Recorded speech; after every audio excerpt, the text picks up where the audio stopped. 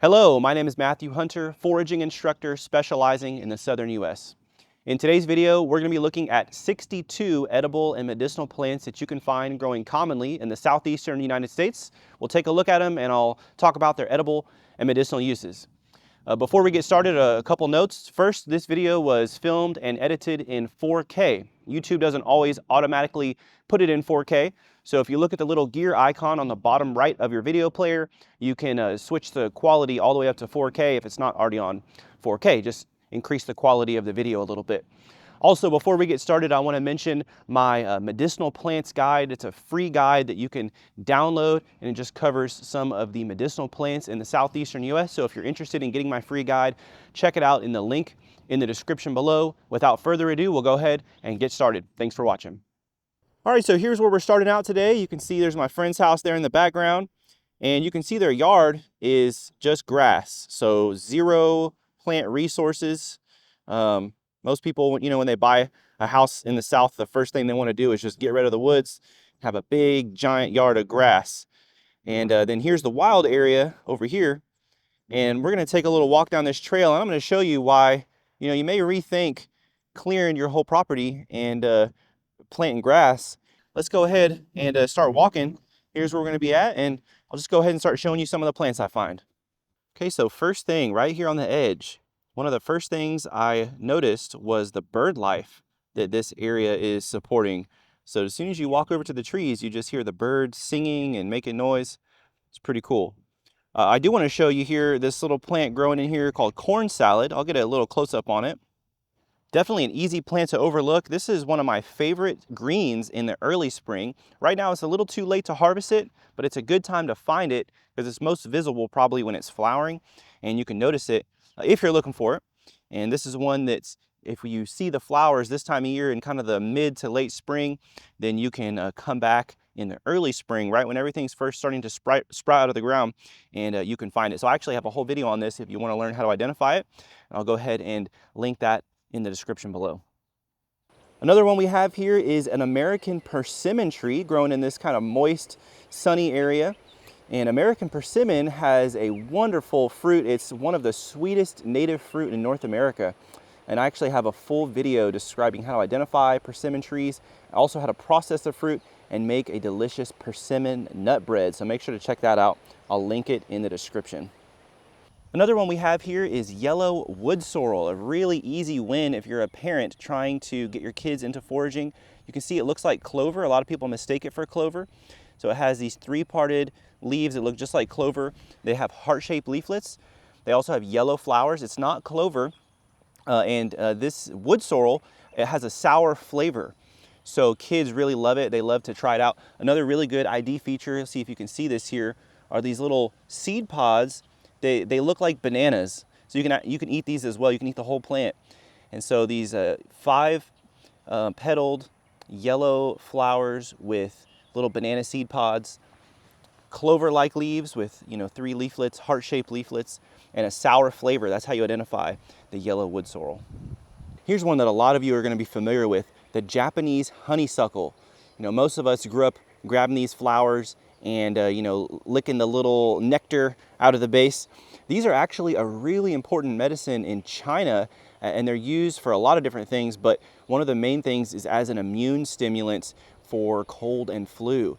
So it's one of those that's actually almost unknown in North American herbalism for the most part, but in China is very important. One author even compared it to echinacea being sort of like China's echinacea. So really, really interesting plant. I can't really use the flowers. The flowers and the leaves are both used. I'm allergic to the pollen, I think. So I've tried to use it and it kind of makes me a little itchy when I use the flowers. So I kind of can't really use this one, but it's definitely safe for you guys to experiment with, make a tincture with it, make a tea. So a really, really cool plant that I think more people should know. It's super invasive, so don't plant it, but definitely, take it from the wild when you see it because it's everywhere. Here's another one you're probably familiar with, but I'll just show it to you briefly anyway. This is Blackberry or Dewberry.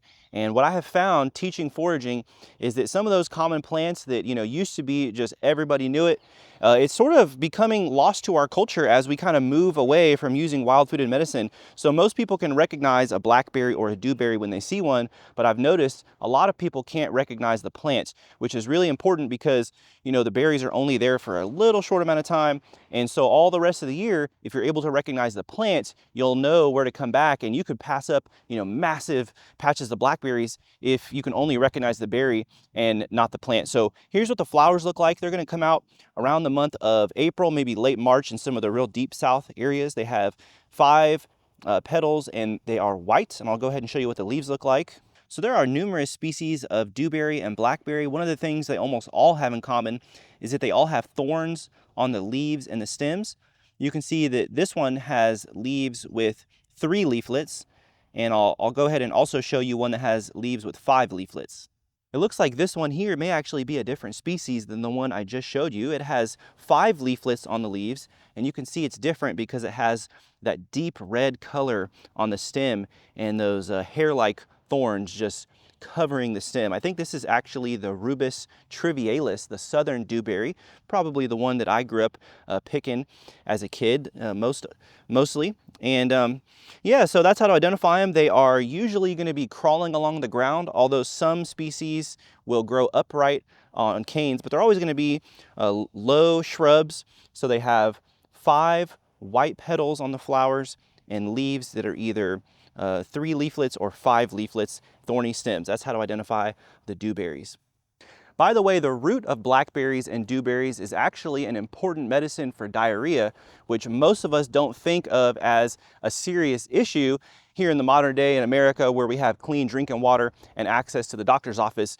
But around the world, diarrhea is actually still a top killer for children. So it can cause dehydration and electrolyte depletion, and so it's a big issue in some sort of developing countries. So it's one of those that we do want to remember and kind of hold on to that tradition just in case we ever have to use it again. It's really astringent, so it tightens and constricts the tissues and helps reduce water loss from the body. It's a really good plant to know in sort of a grid down situation, no higher medical care available, and you know, maybe some type of stomach bug sweeps through the camp, right? And the children are in danger of having too much water loss. The root of dewberry and blackberry is what you want to go for. Here's one of my absolute favorite edible plants, the purple thistle, our most common thistle here where I live in the southeast. It's Cirsium horridulum. So the horrible thistle, also called the yellow thistle because the flowers are sometimes yellow instead of purple. This one is hated. I love teaching about it because people hate it so much, and when I teach them about it, it kind of changes their perspective. And this is a plant that, you know, everyone sees in sort of the mid-spring when they're driving along the highway. These stalks will actually get up to 6 feet tall sometimes, or maybe about 5 feet tall. And a lot of people hate this as a weed. It's actually a native plant, a really important plant for pollinators. As you can see, there's actually a little bug just landed on it right here as I'm talking. Bumblebees absolutely love it, and we can eat this plant. So what you'll do is you'll take, this is like right nearing the end of the season when I'd want to harvest it. It's probably like a little bit too late, but what you'll do, what you're going after is this little top 6 to 8 inches of the stalk. You'll take a sharp knife and you'll chop off the very top, and then you'll chop off about 8 inches down. You'll take your knife and you will peel off all the leaves really carefully because they're super prickly. And then you will put your knife away and you can peel off the tough skin on the outside of the stalk. It just takes a few seconds, and then you can eat the top 6 to 8 inches, any part that's tender, as a vegetable, just raw. And it is one of the best wild vegetables I know of. Me and my daughter absolutely love to eat it. So this is a native plant, not invasive weed. It's actually native, and it hosts at least one species of butterfly as well. So it's a larval host for at least one species of butterfly. So a pollinator, a wonderful edible plant. I actually don't want to over-harvest this plant where I find it. So most people try to get rid of it.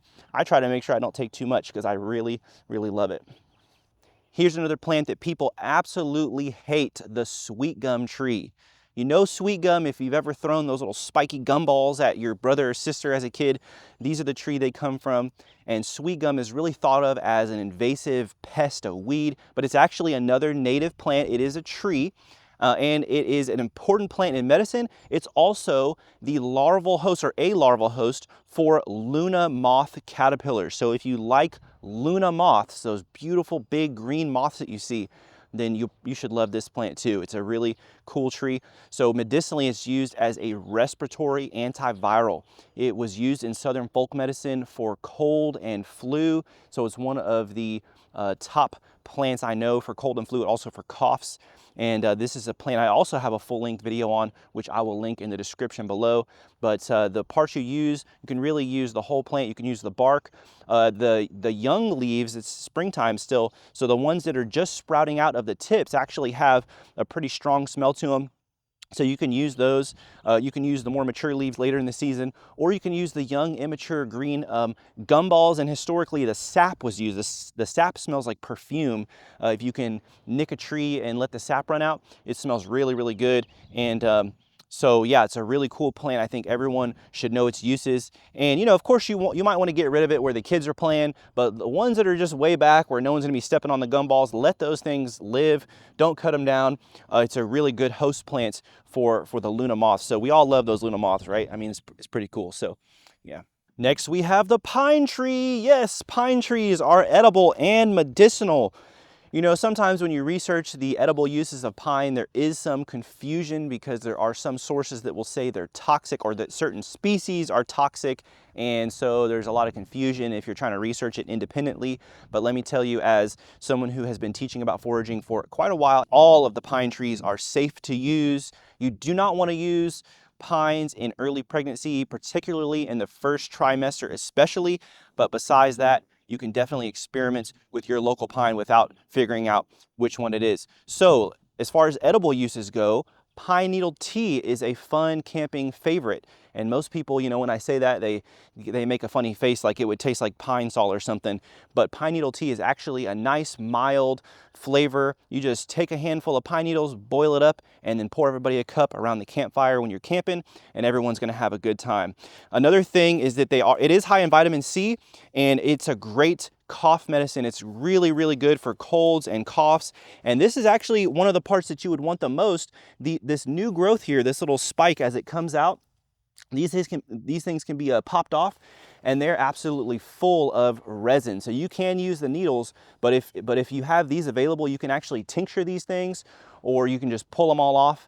I can actually feel my fingers kind of sticky just from barely touching it there. So it's full of those medicinal resins that we want.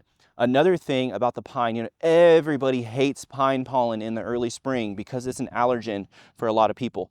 But the pine pollen itself is highly medicinal for people who are not allergic to it. So the pine pollen has really a completely different use. It is basically a multivitamin superfood. It's really high in vitamins and nutrients. It's super packed full of antioxidants. It's good for the heart. It's good for the circulatory system, but it's also good for hormone regulation. And so it's one of those plants that people use. Really, the top plant I know for increasing testosterone is pine pollen. I can't really use it because I'm allergic to it. I'm allergic to, you know, a lot of the different wild pollen, so I can't always use the medicinal flowers. But for people who are not allergic to it, an absolutely wonderful plant. And it's also been reported that it can be used for women as well as a hormone regulator. So not just for men. It's especially used for men, but can be used for women as well. Here's one that not a whole lot of people know about. It's called Manglier, or groundsel bush, unrelated to the groundsels that have yellow flowers in the spring. So this is Manglier, as it's called by the Cajuns. This one really got popular in South Louisiana among the Cajun Creole community. And it's very well known among that community, and still actually used up into the modern day. It's one of the very few plants that is still in the culture, passed down from generation to generation, but not really talked a whole lot about outside of South Louisiana. Let's take a look at it. This plant is actually really, really common. It is a shrub, but it really grows. It has like a weedy growth habit, so it can be found all over the place. The part you use is the leaves, and the main thing it was used for was for fevers and for colds, flu, and coughs.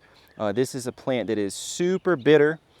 You boil up the leaves. It's really safe to experiment with, And I'm telling you, when I say it's bitter, I mean it is bitter. It is one of the most bitter tasting herbs. And I can really feel the anti-inflammatory effect and the decongestant effect on the my lungs and sinuses when I drink this plant. So it also has a diaphoretic effect, which means that it basically induces sweating. It sort of opens up those routes of elimination, helps your body to kind of get rid of all the gunk whenever you're sick. So this is one that's also been studied a little bit in South Louisiana. And I think there's a relative in the same genus in, I think, South America that's used for diabetes. So from what I understand, they were trying to see if this one could be used similarly, and it had some promising results in the study that was done on it for potentially being used for diabetes and maybe just like healthy sort of metabolism. But that, I don't know if that's really how it was traditionally used. The main use is for fevers, cold and flu, and coughs. Next, here's one of my favorite medicinal plants. This is called Boneset, or Eupatorium perfoliatum. It's grown here in an area that's a little bit more moist, and it's kind of tucked up on the edge of this little tree line where it gets a nice little mixture of sun and shade. This is a plant that is used for cold and flu and for coughs. It's one of the best that I know for that purpose, to mix in cough formulas and things like that. Also used for fevers. And this plant, the species name perfoliatum, is a reference to these perfoliate leaves, which if you look, they are, perfoliate means that they're basically connected at the base there, and then the stem pokes through. So that's one of the top ID features. The leaves are also really hairy. The stems, you can see, are covered in hairs, and you can't really see it too well, but the leaves are covered in hairs as well. It's still young, so these little new growth are kind of sticking straight up, which is kind of distinct. You can see this one, they're really sticking straight up there.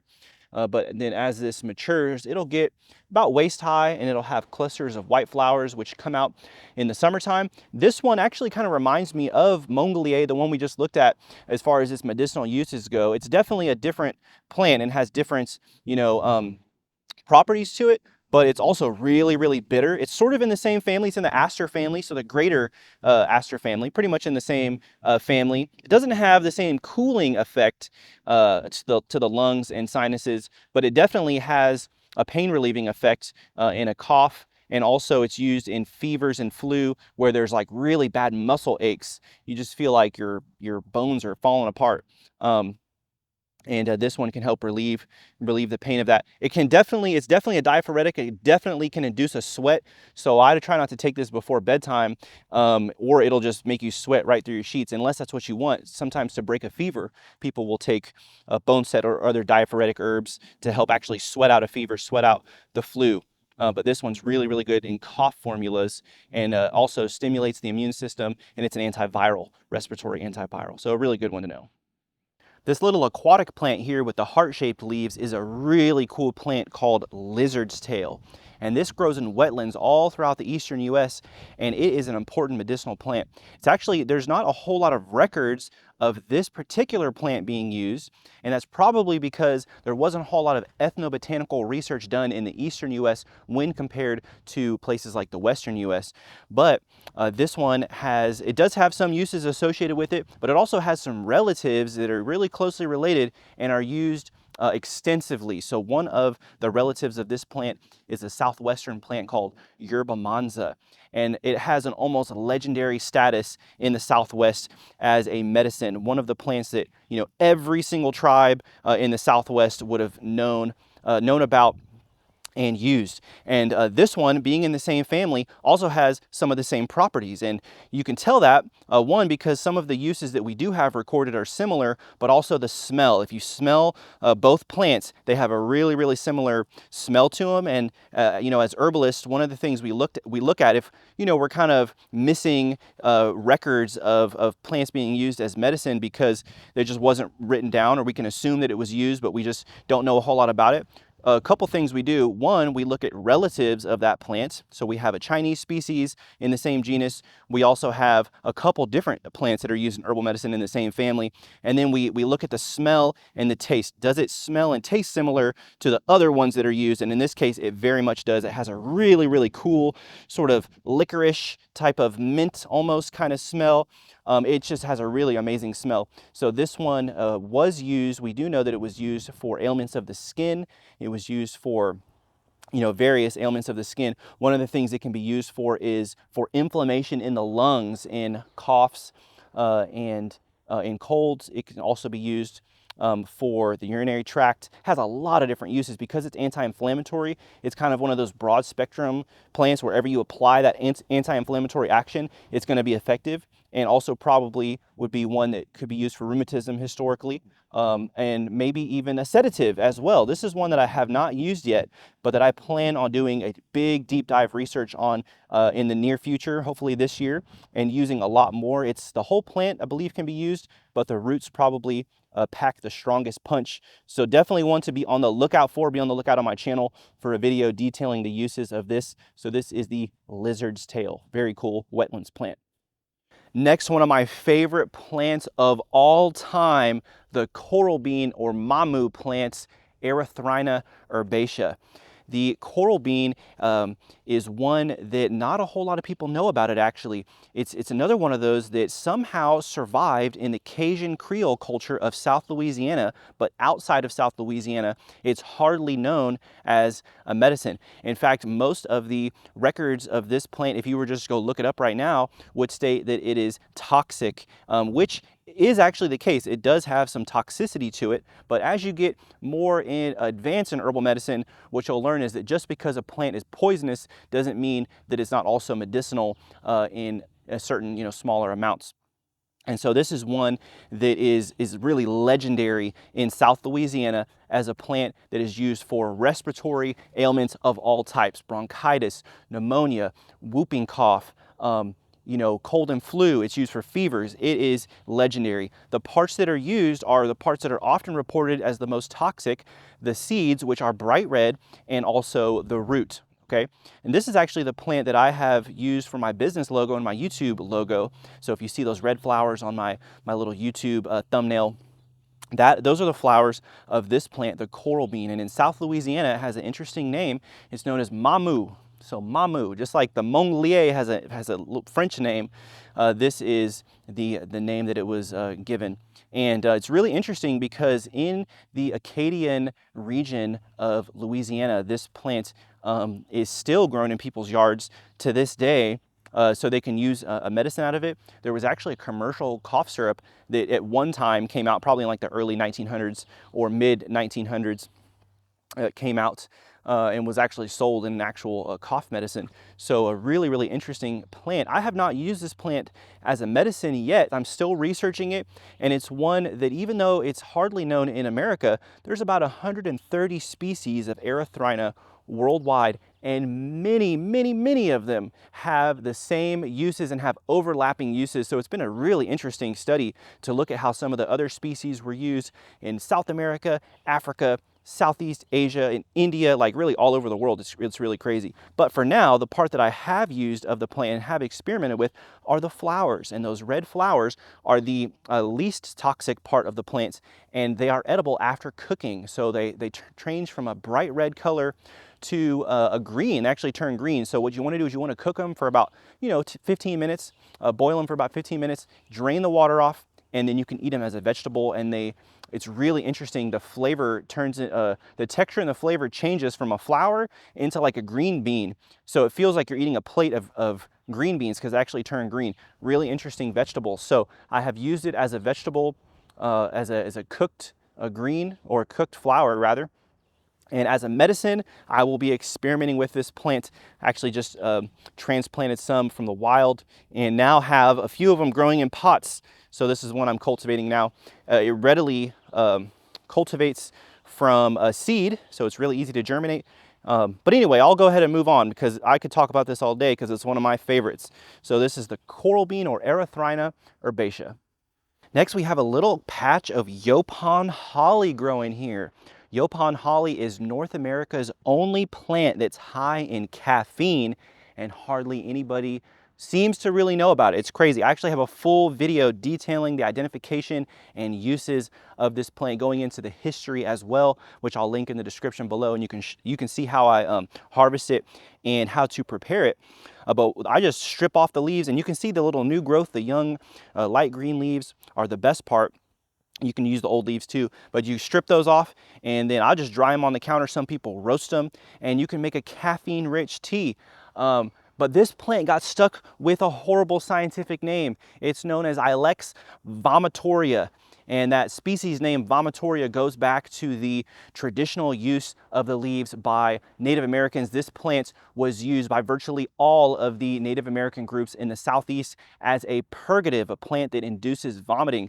However, it was purposely brewed extremely strong. Possibly other plants were added as well, and then it was used as a purgative, but it was also drank just as a regular tea, not as a purgative, and this plant will not make you throw up if you drink it like normal tea, be very clear.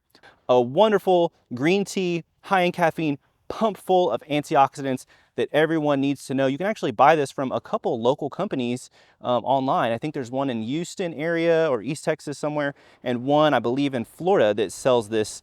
So if you want to try it out without harvesting it, but most of you probably could go outside your front door and find it within a matter of minutes. So that is the Yaupon Holly, a really cool plant to know.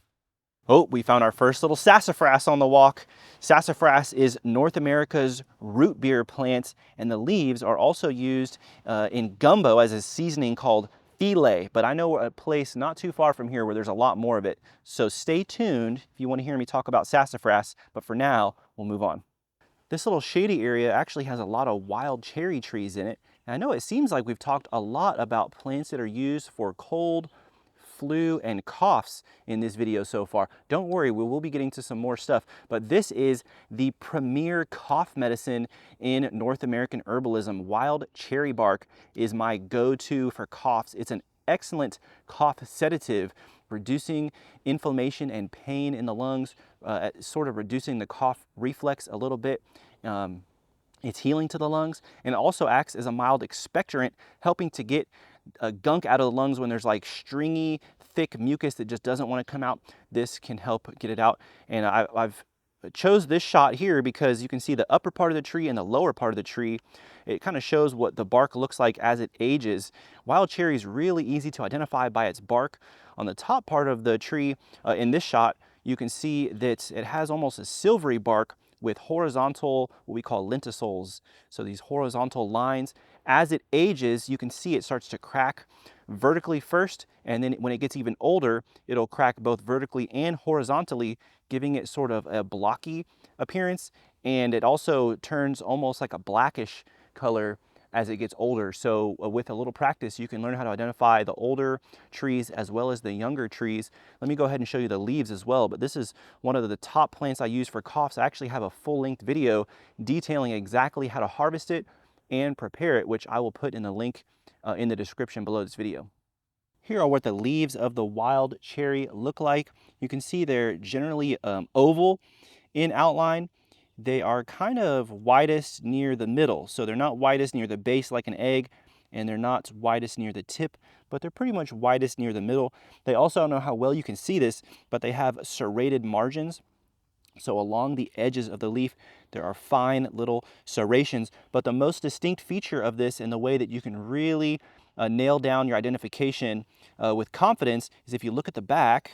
You can see here that right at the base of the midrib on the back, there are these whitish hairs that run right there along the midvein. They will turn rusty color as the season progresses, but it's not on every single leaf, but on the larger leaves especially. You can see this feature is very distinct for your wild black cherry. And I don't know if this is on other cherry species, but we only have 2 in this area, and the other one does not have this. So this is a Prunus serratina, your wild black cherry. Excellent, excellent cough medicine. Next, we have a little shrub here called the toothache tree, and I'm showing you a zoomed out version first so you can see the growth pattern. This one's really small, and they can actually get pretty tall. I wouldn't say a full-size tree, but they'll get a lot taller than this, but the growth pattern will stay the same. You can see that there's no branching further down, and then when you get to the top, there's this big cluster of leaves. There's also tons of thorns all over here. And I'll go ahead and show you another one that I found that's like just sprouting out of the ground so you can get a better look at the leaves, but I'll also be showing you the little thorns that help you identify the plant. All right, here's what the leaves look like, and there is a lot of confusion between this plant and another plant that's also called toothache tree. So this one I often will call devil's walking stick because that sort of separates it from the other toothache tree, and scientifically this is known as Aurelia spinosa, and it is a powerful anti-inflammatory that's used internally for joint and arthritis pain. You can also take some of the bark, boil it up, and hold some of the tea in your mouth for a toothache. You know, what I say is obviously we're not treating the root cause of a toothache, but a lot of times the situation is that you will have a really bad tooth pain. You'll call the dentist and they'll schedule you a few days out. And so in the meantime, you need something to relieve the pain of a toothache before you can see the dentist. This is one of the top plants for that. It's also used for the same sort of pain relieving anti-inflammatory properties in the ear. It's infused, the bark is what's used, it's infused into an oil and it's dripped into the ear to help an earache. Again, we're not really working with the infection. For that you would use something like garlic is one of the classics for ear infections, but we're dealing with the pain of the ear infection itself. So yeah, let me go ahead and point out the features you're looking for with this leaf. We'll notice that this whole structure here, starting right here at the base of the plant and then going up, so everything right here is botanically one leaf. So this is a bipinnately compound leaf where we have the central rachis, as it's called, and then splitting off of that we have other axes splitting off, and then the leaflets coming off of that. And so this whole thing right here is one leaf, botanically speaking, with a bunch of different leaflets on it. Also, we'll notice that along the rachis and the secondary rachi, or whatever you want to call them, we have thorns coming off, these hooked thorns. So this is a really thorny plant. You have to actually be really careful when you harvest it. You'll saw the trunk off, and then you'll take your knife and you'll scrape all the thorns off first, and then you can scrape off the bark. And so normally it doesn't look like this. This is just a seedling. The leaves are usually way up, so they're harder to see. So let me go back to the shrub and I'll show you another important feature for identifying this. So one of the distinct features for this shrub is that it doesn't just have sporadic thorns all over the trunk, but it also has distinct rings of thorns that encircle the stems. And even as it gets older and has some larger sort of trunks, it'll have thorns that completely encircle, or almost completely encircle the stems. And so along with the features I just showed you, these are some really great identification features for this. We're looking for, you know, a long, narrow, single trunk with all the leaves clustered at the top, those bipinnately compound leaves with thorns on the rachis, and then circles of thorns around circling the trunk, along with sporadic thorns all over the trunk. So that is how to identify your devil's walking stick. Next, we have the American Beautyberry, also called French mulberry. The American Beautyberry is really distinct when it puts out its bright purple clusters of fruits.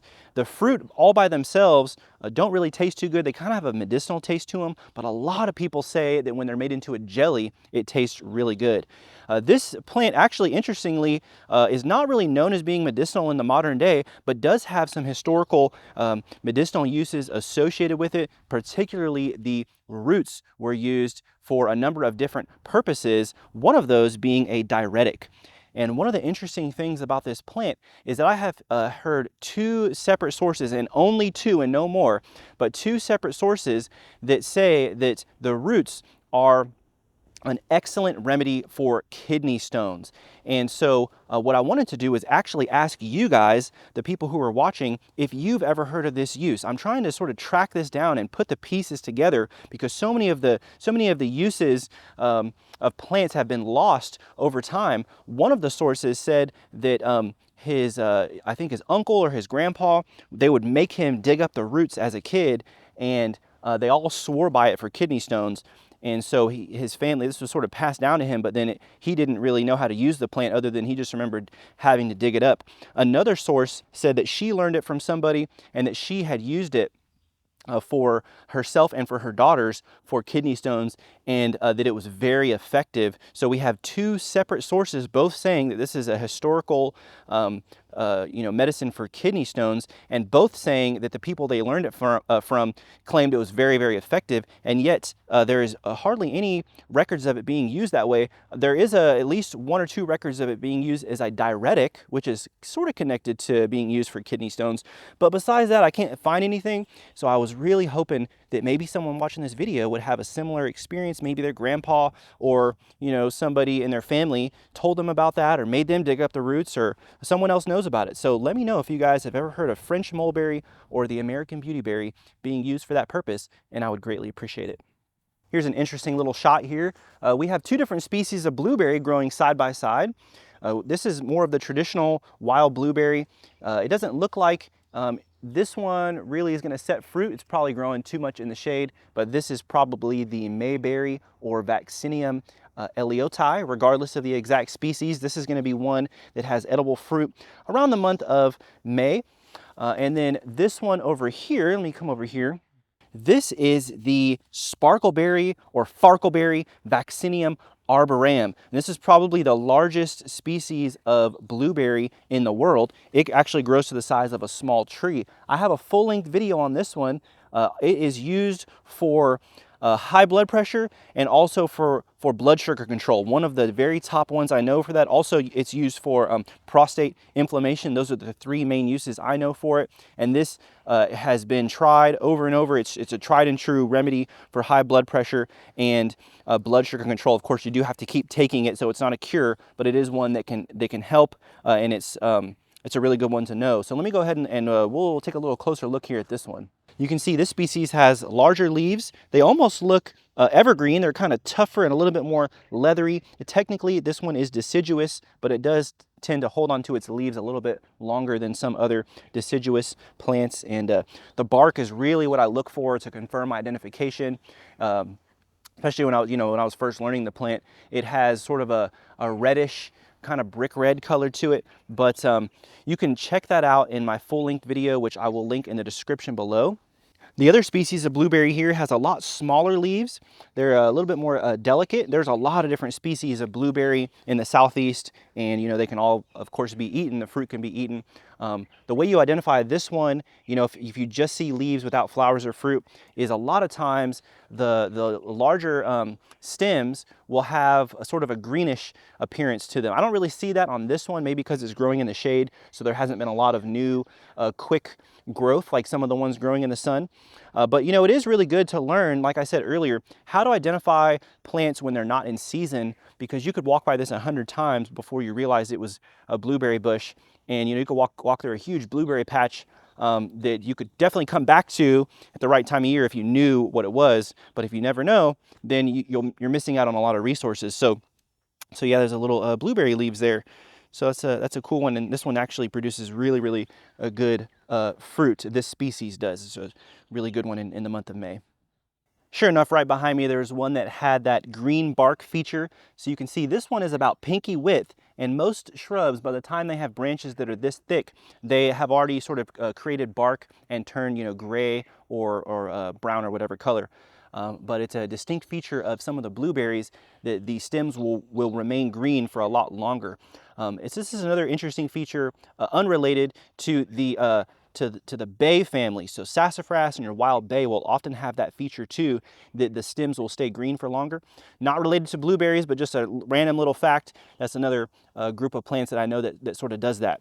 And so that is a little good feature for identifying blueberries. Ooh, here we have a little dwarf pawpaw, and I know there's another little patch up the trail here that I'm going to show you. So if you want to learn more about pawpaw, stay tuned. And don't forget, actually right here below the pawpaw, right there, there's another little sassafras seedling. So stay tuned if you want to learn more about pawpaw and sassafras coming up shortly. I just wanted to show you all this real quick. Anytime you're walking through the woods and you see a tree falling over like this, go and check at the base of it, because what happens is when a tree falls over, especially if it was relatively recent, it creates a disturbance, a soil disturbance, and it it kind of creates this little place where plants like to sprout that would not normally be growing in the surrounding forest. This is a lot of times where I'll find things like pokeweed at the base of these fallen trees, or I will find a ground cherry. In this case, I see a little boneset growing, which it's kind of too shady in this area now to have a whole lot of bonesets. This is really one of the only ones I've seen since we entered the sort of shade portion of the trail, but let me show you that. Here we go, a little patch of boneset there, one that maybe kind of likes more of a partial shade environment rather than a full shade environment. And so this one looks like it fell, it's been falling for a while. So there's not a lot of those sort of disturbance species like I would normally see, but that's just a little foraging tip that these little areas can often host, plants that are kind of out of place, or, disturbance species that a lot of times we're looking for when we're foraging. The next plant we'll look at often gives itself away whenever you walk into sort of a low down wet area and you look on the ground. You can see these light colored leaves all over the ground. Right here in the middle of the screen, you can see what I'm talking about.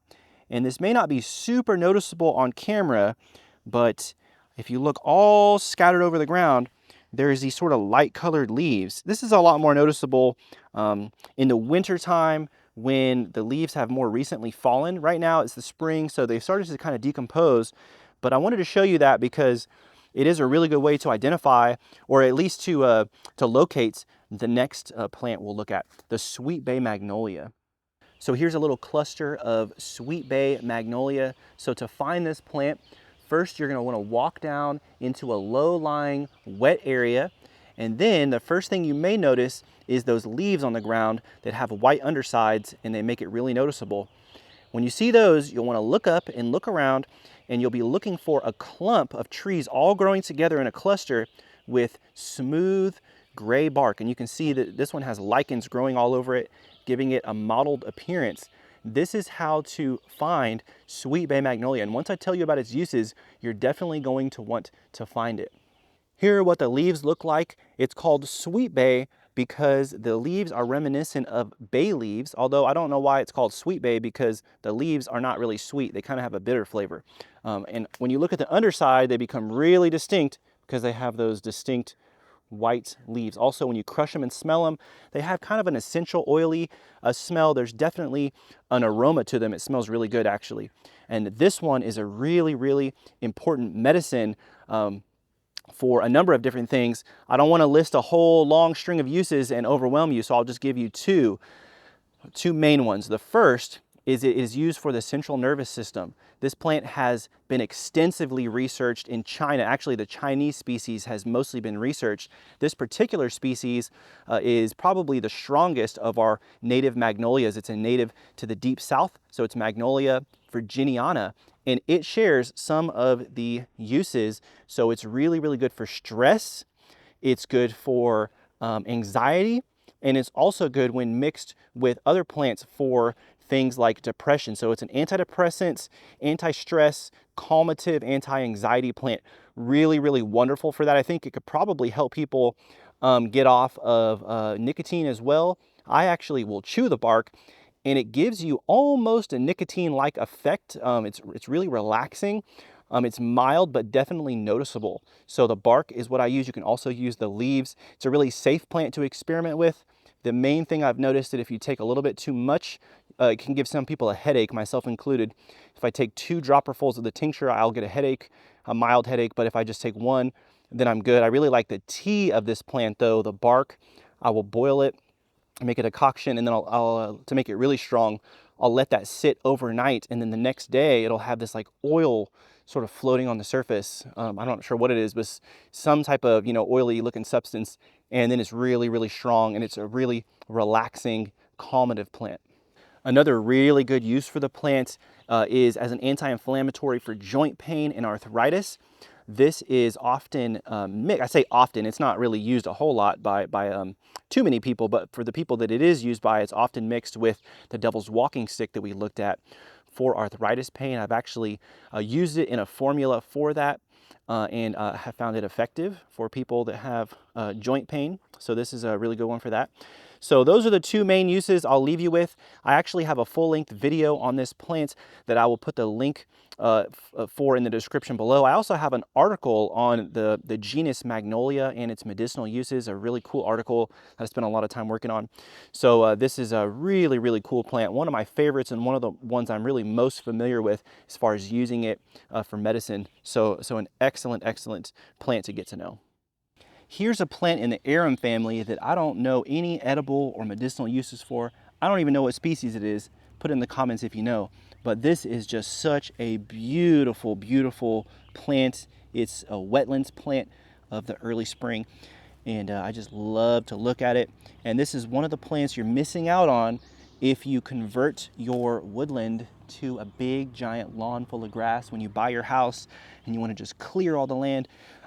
This is what you're missing out on, these really beautiful spring wildflowers. So pretty cool plant. Next, we'll look at this cool little plant called jewelweed. Jewelweed is a plant that grows in moist, shady areas. A lot of times you'll find it along streams and things like that.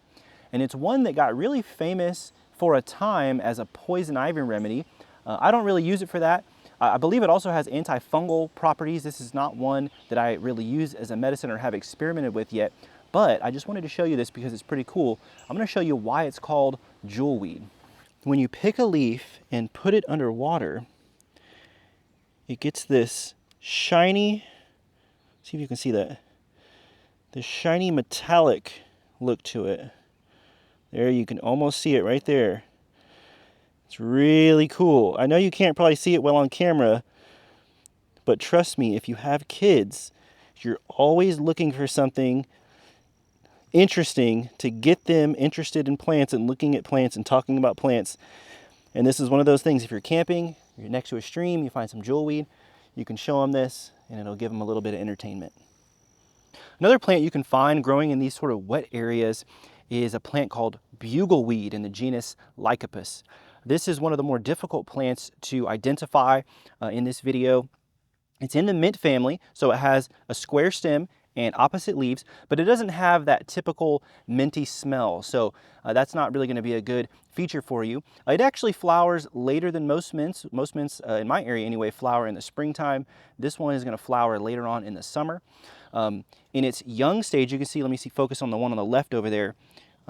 You can see that there's some purplish there. So the young plant actually looks really purple coming out sometimes, at least my local species. There are a few different species. And then going back to the one on the right, this one has, it has sort of a shiny midrib, so that can help. The leaves are kind of toothed. Yeah, so a little bit difficult to identify. It does grow in moist areas, and it has some really good medicinal uses. So being in the mint family, one of the things it's often used for is as a nervine or a sort of a mild relaxing plant. So a lot of the plants in the mint family are used that way as sort of a mild relaxant to help you sort of unwind at the end of a long day. Another one that this one is really famous for is for coughs. So another name for it is water horehound. And if you are familiar with herbs at all, you've probably heard of horehound. It's also in the mint family and it's used as a cough medicine. And this one has an astringent or tightening drying action. And so it is really useful whenever you want to have a sort of tightening action on the lungs. If you have a really, really dry, irritated cough, it may not be the one to use because it can be a little bit drying and tightening maybe when you don't want it to be. But if you have a really wet cough and you want that sort of drying, tightening action on the lungs, really, really good for that. This one has a couple other interesting uses. One that it's well known for is for working with hyperthyroidism. And I don't know a whole lot about exactly what in it helps with that or the details behind that, but if you are looking for a plant that helps with hyperthyroidism, this would be one to definitely research. And then the fourth use is for the heart. So if you're familiar with medicinal herbs that are kind of used a lot in Western herbalism, motherwort would be one to compare it to. So motherwort is also in the mint family, and it helps to slow down fast or irregular heartbeat. So this one also has a beneficial action on the heart, and it's compared to motherwort in that regard. So overall, a really good plant. to know some of them actually have edible roots. I'm not sure if this one does. I've used it medicinally, but haven't dug it up too much. And so this is the Bugleweed, genus Lycopus. Moving out of that wet area onto this little ridge a few feet higher, I found this tiny little plant that you could walk by 100 times without realizing it was there. It's called Virginia Snakeroot, Aristolochia serpentaria. And there's a tiny little population around here that I even have trouble kind of finding the individuals, even though I know where they are, because this is such a tiny little plant, just a few inches long. And this is a really interesting plant. This, as its name suggests, has been used to treat snake bites historically. And there's actually a lot of different plants in this genus in other parts of the world that have also been used the same way.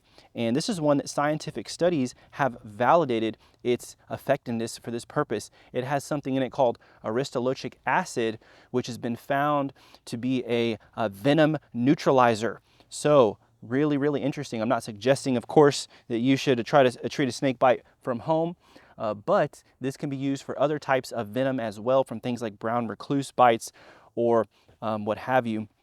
You know, and also I think that it would be good to have a salve of the roots going out into the field. If someone gets bit by a snake, you can rub it on, and hopefully, you know, it would penetrate into the skin and start neutralizing the effects of the venom, which oftentimes the worst effects of snakebite venom, from my understanding, are actually local to the tissue surrounding the bite. Yeah, so really interesting. It also has a whole lot of other medicinal uses.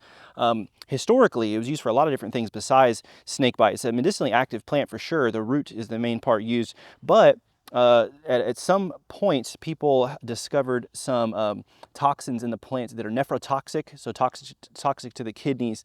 And for that reason, it's pretty much excluded from modern herbal medicine for internal use, but for external use, you know, it's not going to be an issue. Also, there's a butterfly associated with this genus, the pipevine swallowtail, a really pretty blue butterfly that use this as a larval host. The caterpillars look really cool too. They're like a red color.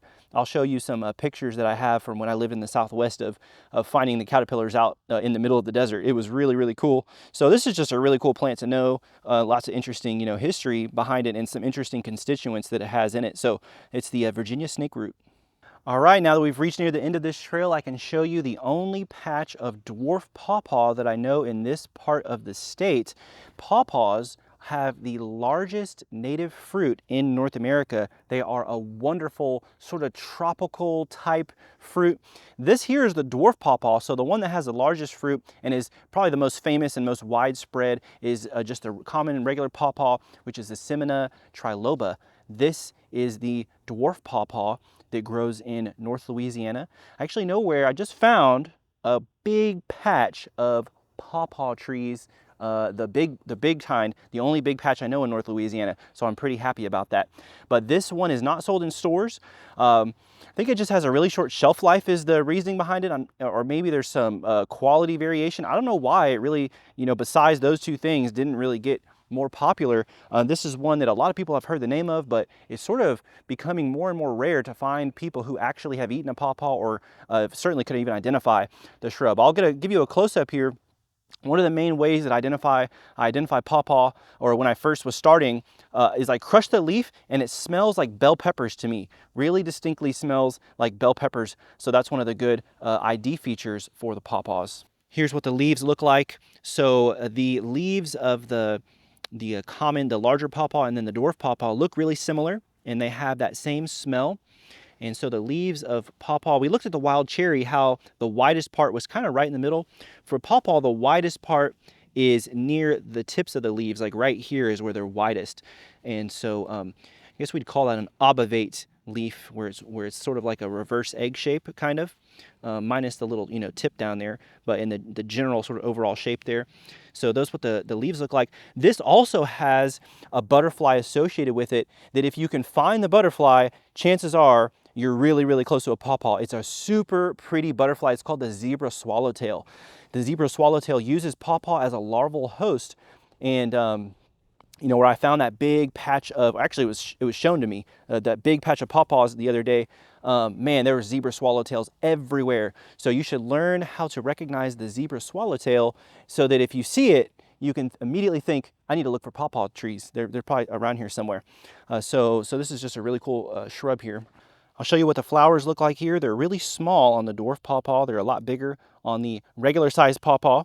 And I can show you what those look like on the screen.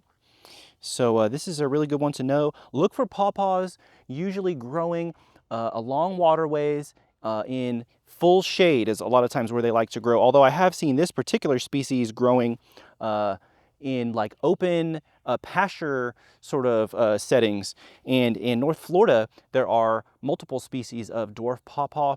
It's sort of the center of pawpaw diversity in the United States would be the Florida area. I think North Florida, but is where most of them grow. So, but besides that, you have this one, and then you have the main pawpaw that grows all throughout the eastern U.S. A really, really cool shrub to know. As I was walking out of here, look what I found on the ground. This is a little lichen called Usnea. It's growing on a little dead tree limb that broke off and fell to the ground. This is often where you'll find Usnea.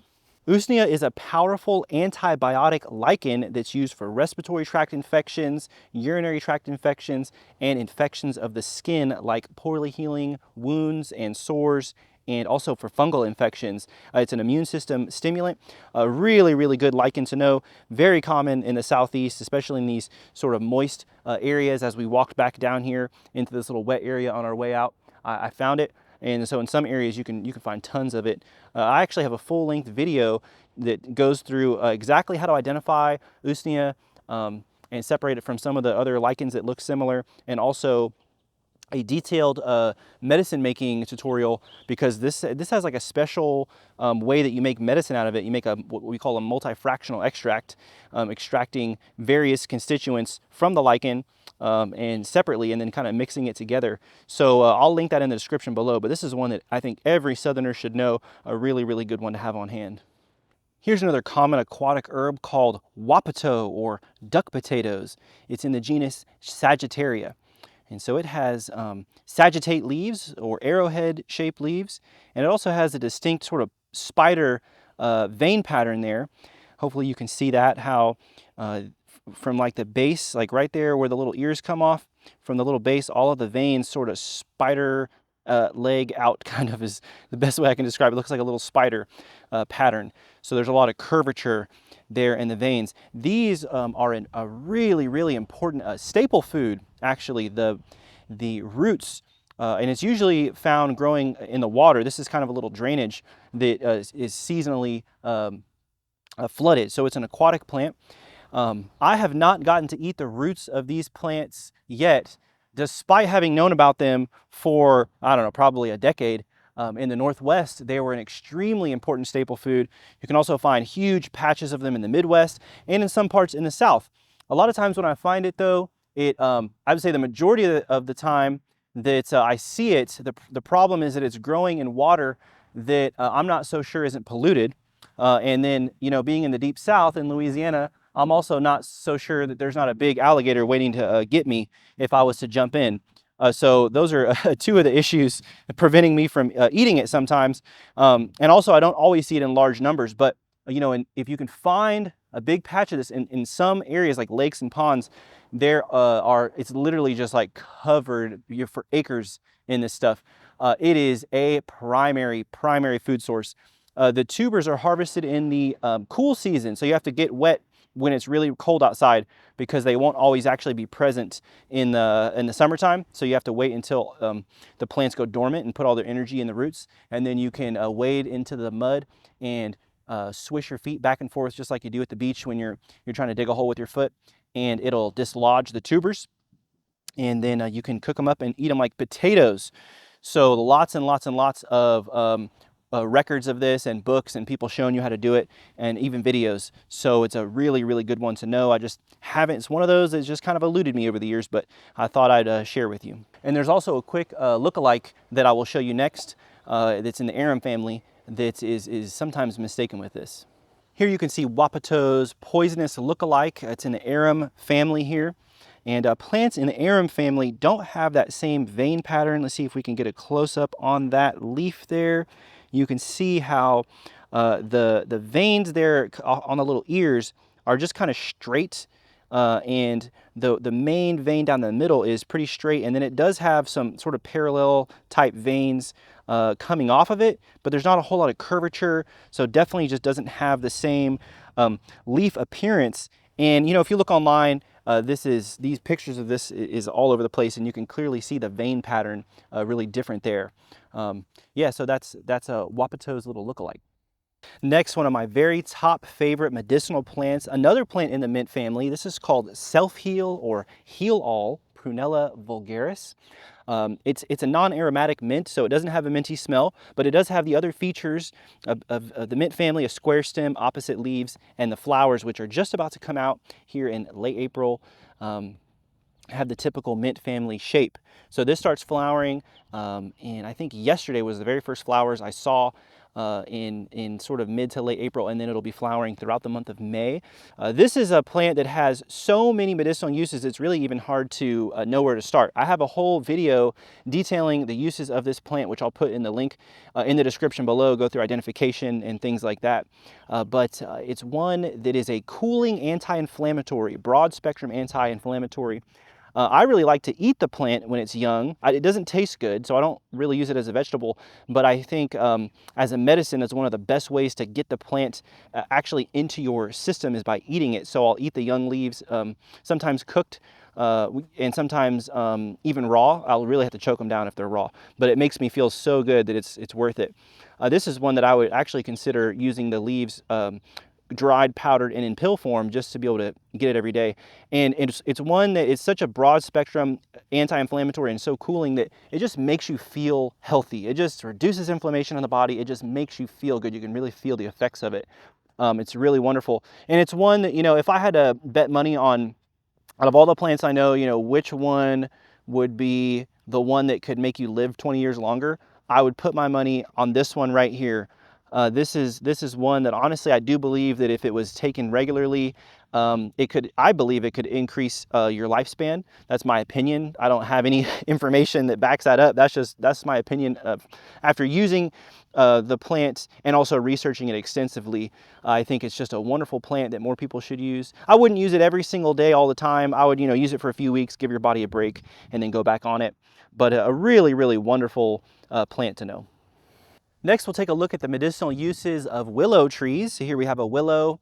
A willow, you can learn to recognize it from a distance. Most of us think of the weeping willow, which you know, has a really distinct look, but those are not native to the South. They are occasionally planted in landscaping, but they still do, even the ones that are not, they're not weeping willows, but they do have sort of a droopy appearance to some extent that you can learn to recognize. But the best way to identify them, at least from a distance, is by their habitat. They like to grow in moist areas. They're basically aquatic trees or nearly aquatic, and so they have to have water, you know, that their roots can reach, and they grow in full sun a lot of times. Their branches are also really flexible. If you walk up to one of the branches, you can twist it in a hoop without it breaking. And that's so that they can bend over in flooding, like in rushing rivers, your river floods, they can bend over without breaking, sort of like a palm tree does in a storm. So let's go ahead and take a look at the leaves and talk about its medicinal uses. Okay, so here's what the leaves look like. You can see that they're long, so they're lance-shaped or lanceolate, and they also do have some serrations there on the margins. Willow bark is sort of famous for its aspirin kind of effects. The original aspirin was, you know, I don't know if it's made, I don't think it's made like this anymore from willow, but it originally came from willow. And so it's a fever reducer. It's also a anti-inflammatory sort of pain reliever. You may have to make a pretty strong decoction or a tincture of the bark to have it work anything like, you know, your over-the-counter pain reliever anti-inflammatories that we're used to for headaches and things like that. Another thing that it's really used for a lot historically, I don't see it a whole lot mentioned. I do see it mentioned today, but it's just not really on blast. But it is a big time historical use, was the inflammation of the urinary tract. This one, I I have a couple uses that, you know, may not be exactly kid friendly. So a little warning, if you have little kids watching, you may want to fast forward this section, or I'll try to be quick with it. But this is one that the flowers were used a lot, which are really hard to time to actually harvest the flowers because they come out real early in the spring. But I suppose the bark could be used as well. The flowers were well known in the 1800s as an aphrodisiac, which is a plant that's used to reduce sexual desire. So the opposite of an aphrodisiac. Also, a lot of different things associated with that. One would be, I'll spell it out because if there's little kids listening, I don't want them to be asking questions, but nocturnal, EMISSIONS. Okay, so hopefully you get what I'm saying. This is one that has been used effectively for that, if that's an issue. So sort of an interesting use for willow, and this is well reported, well known, tried by many physicians of the day on many people, and reported for those uses to be very good as an aphrodisiac, and but also just for general inflammation, cystitis, inflammation of the urinary tract, and maybe the bladder as well. This would be one that's used for that with much effect. The flowers being, of course, the historical part most often used, maybe the roots as well if memory serves, but today the bark is the main part harvested. Another plant that I want to try this year is called Clematis. Clematis is a vine with leaves of 3. I guess it could look like poison ivy to those who are not really familiar with it, but this is one that is on the toxic side a little bit. For those of you who grow flowers, you may be familiar with Clematis vines. This is just a wild species of it. You know, like I said earlier, some plants can be both poisonous and medicinal. So this one is a low dose medicinal, what we call a drop-wise dosage. You make a tincture of the plant, and then you'll just use, you know, 1 or 2 drops to start and see how that works. This is a medicine for migraines. My poor wife gets really bad migraines. Actually, she had one today when I left the house. And so for those of you who suffer with migraines, you know how debilitating they can be. This is one that I learned about. I forget where I originally learned about it, but I was reading about it the other day in Corey Pine Shane's book on medicinal plants, and he was saying that it works really well for the sort of congestive migraines where you just feel like there's like congestion in the head and maybe constriction. Sort of, it helps open things up. And what he was saying in that book is that it can work really well for some people and not work at all for other people. So that's you know how it is. If you have migraines, you know that's kind of how it is. It's hit or miss. It's really hard to find something that works really well. And you know, it also just depends what type of migraine it is. There's a lot of different types of migraines, some caused by hormones and some caused by, you know, various food triggers and all different types of things. But one of the ways to separate this from poison ivy is that it has opposite leaves. So you can see the leaves of 3 come out opposite one another. I don't expect you to grab a poison ivy vine like this, but if you were to look closely, you would see that poison ivy vines have alternate leaves, which means the leaves of 3 come out alternating along the stem, not opposite as you see here. This next one here is mixed in with a lot of the plants we've already looked at. Over here we have some corn salad flowers. We have the Clematis vine right here. There's some self-heal back here. There's our little Dewberry vine. And then right here we have a plant called Cleavers or bedstraw. Cleavers is a plant, it's not in the mint family, but it has distinctly square stems when you roll it in between your fingers. It has whorled leaves, so you can see right there where my index finger is, all of the leaves are coming out at the same place along the stem. And in this one there is, let's see, about 7 coming out. So 6 or 7 or 8 coming out. At the tips it has little tiny white flowers with 4 petals. And then the seed pods are spherical, covered in Velcro-like hairs, and produced in pairs. The reason it's called Cleavers is because it sticks to clothing. So we have a lot of fun picking these and throwing them at each other and making it stick to each other's clothing.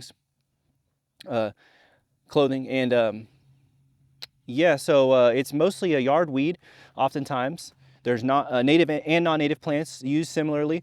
This one is it is another one of those that can be used like willow for urinary tract inflammation, but it's mostly famous for its use as a lymphatic decongestant. So it's used for moving lymph in the body.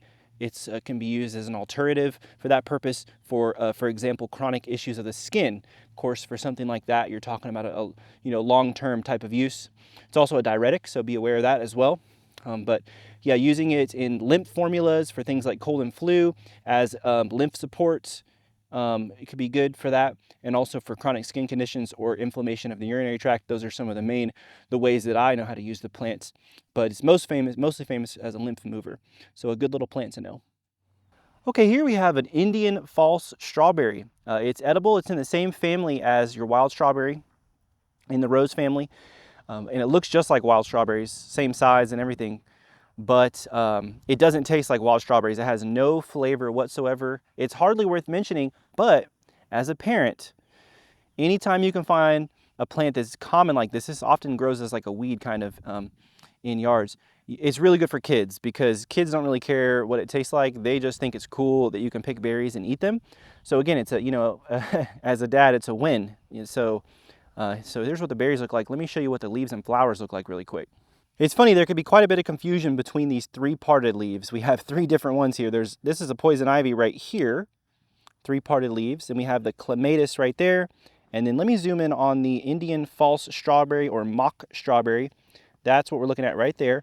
So it has 5-petaled yellow flowers. The flowers look a lot like buttercup flowers and come out around the same time. The leaves can look similar too, but of course buttercups don't have red berries.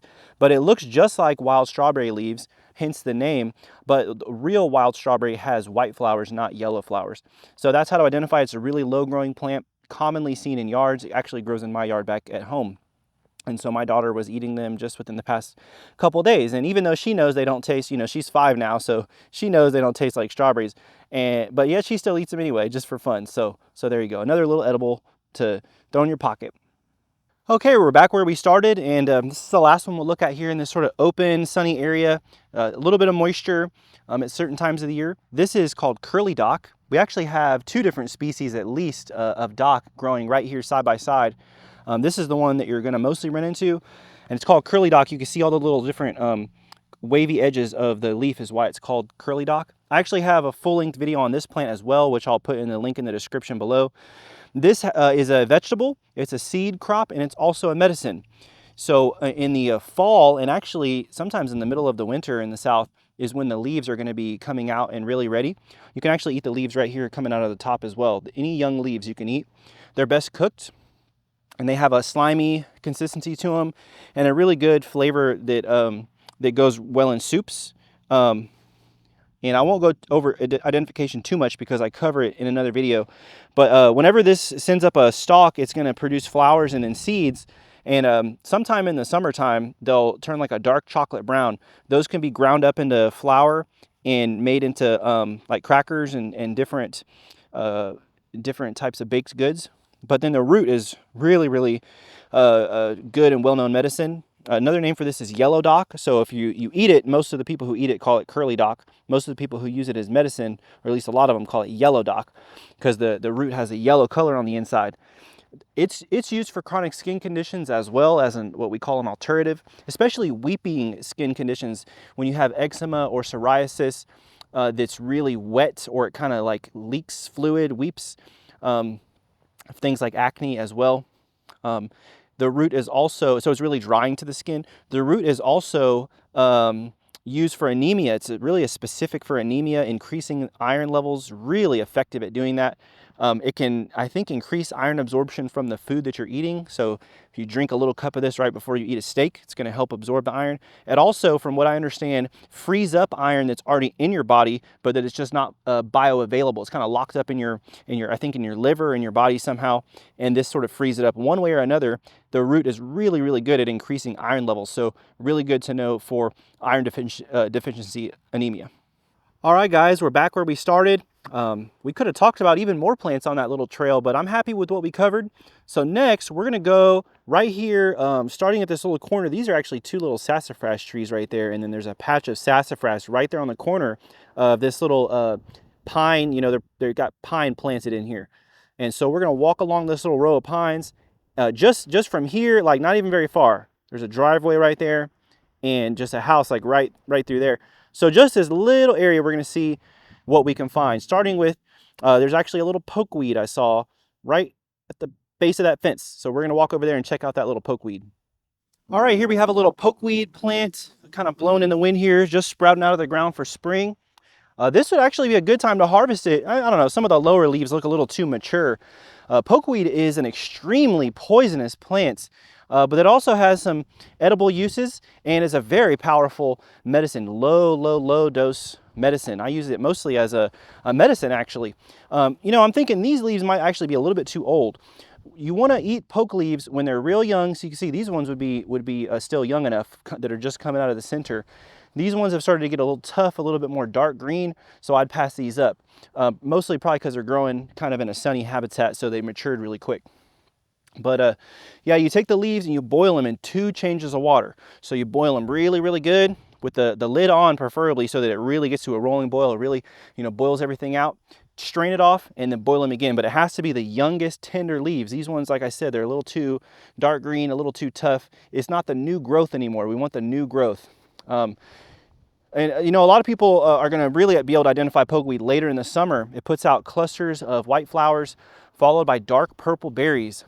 The berries are poisonous, but they're also medicinal. So you can use the berries if you eat them one at a time. Smaller individuals, you know, I don't want to tell you how much I weigh, but I'm 6'4" and I'm not light.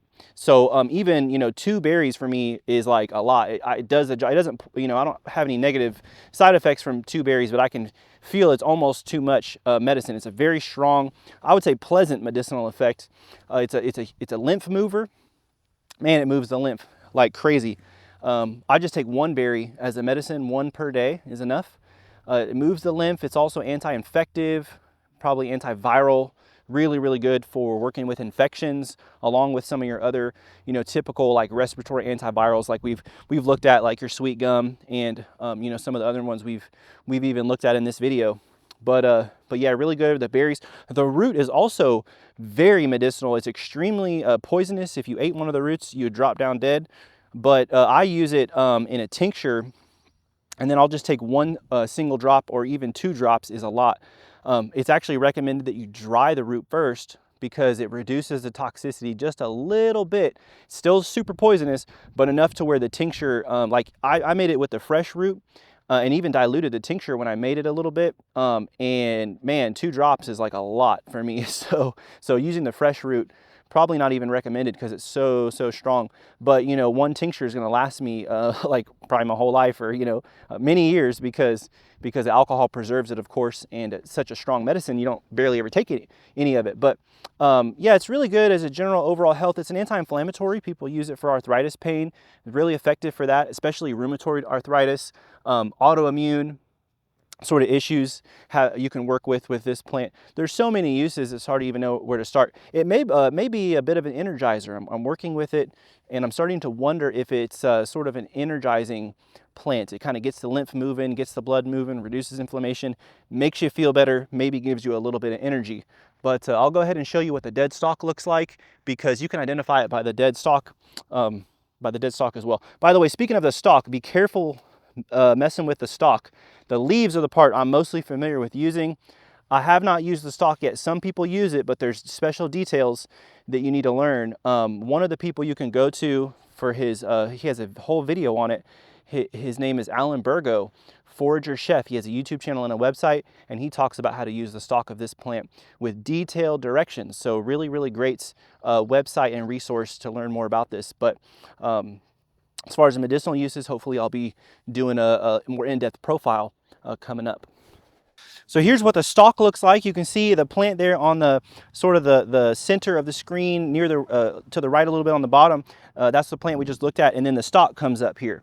And so you can actually even see right here where the berry clusters were attached. And these stalks can actually be used to, once you learn what they look like, you can find the plant in the spring by looking for these stalks. It is a perennial plant, which means it's going to come back from the same root over and over and over. So, you know, early on I had a really hard time identifying the young plant to be confident enough to eat it. But what you can do is you can find the plant in the summer when it's fruiting and flowering, come back to it in the early spring, you'll find these stalks, and then growing right out of the base of where these are coming out of the ground, you'll have the new sprouts coming out. And I would honestly not recommend that you use the plants just from what you see in this video. I do not at all recommend that you use this using just this video as a resource. Use this as a starting place to research the plant. It is a very powerful medicine, very dangerous medicine if used improperly. If used, you know, in very, very, very small amounts, I consider it safe. You just have to know what you're doing. So do your research with this one for sure. Here's another edible plant growing right next to the pokeweed. This is called sheep sorrel. It's actually in the same genus as the dock that we just looked at a second ago. It's in the genus Rumex. And these little flower clusters kind of give it away. These ones are actually kind of blended in with this grass behind it, but sometimes these will actually turn a pinkish kind of color, and they will be really distinct if you know to look for them. It's a really easy plant to identify because of its leaves. The leaves of sheep sorrel have a sort of arrowhead shape. You can see they kind of look like a spear with two little lobes coming off of the sides there. And we actually looked at the wood sorrel, which is unrelated, but the name sorrel is a name that is applied to a lot of the sour tasting plants. And so just like wood sorrel has a really sour flavor, the sheep sorrel has a really sour flavor, makes it kind of a unique vegetable. Also a really fun one for kids because they tend to like the sour flavor. So a really easy to identify plant, sort of an easy win. Another one of those easy wins for parents if you can find this plant.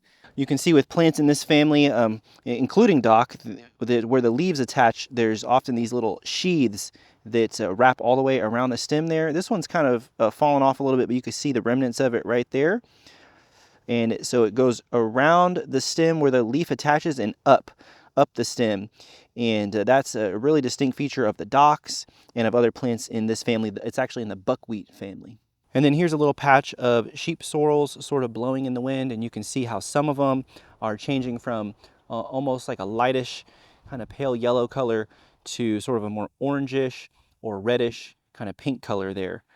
And so that's what you'll be looking for later in the season. And then when they're first sprouting out of the ground is when they're really the best. But you can eat them even when they're mature.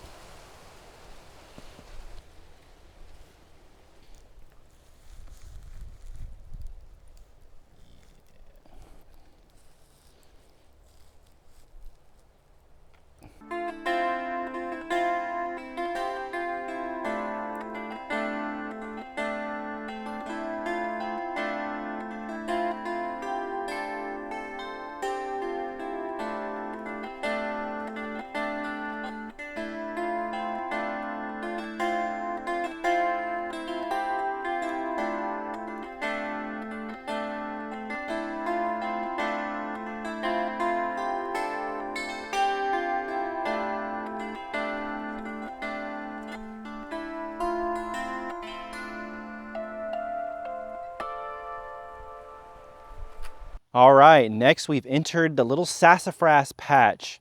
Sassafras is a plant in the bay family that is known for its 3 different shapes of leaves. It's really easy to identify. You can see that it has regular leaves that are unlobed, and then it has 3-lobed leaves, and then it has 2-lobed leaves or mitten-shaped leaves. And so it's really easy to identify with that feature. And this is a plant that was used extensively throughout history. At one time, sassafras roots were the #1 export out of North America. You heard me, the #1 export out of North America. So in the early 1600s, when people were still discovering and exploring the North American coastline, this was a plant that people would bring back to Europe. It was a serious cash crop. It was sort of known as a cure-all, and even up until modern times, it's still sort of thought of as a cure-all. There's an old rhyme that was used to promote the use of sassafras, and it goes, "In the spring of the year when the blood is too thick, there is nothing so fine as a sassafras stick. It tones up the liver and strengthens the heart, into the whole system new life doth impart." So this, the root of sassafras is sort of a liver tonic, or it's a plant that can sort of thin the blood. It was used in the early spring to help people sort of get back on their feet and be able to kind of wake up. It's like spring cleaning for the body, basically, is how it was used. It's also considered a broad spectrum antiviral for stomach bugs, an immune stimulant, and you know, any type of really any type of respiratory or virus is what I'm trying to say. Goodness, I can't get that out. The roots, unfortunately, were outlawed for commercial sale due to one of the oils in the plant called saffrole.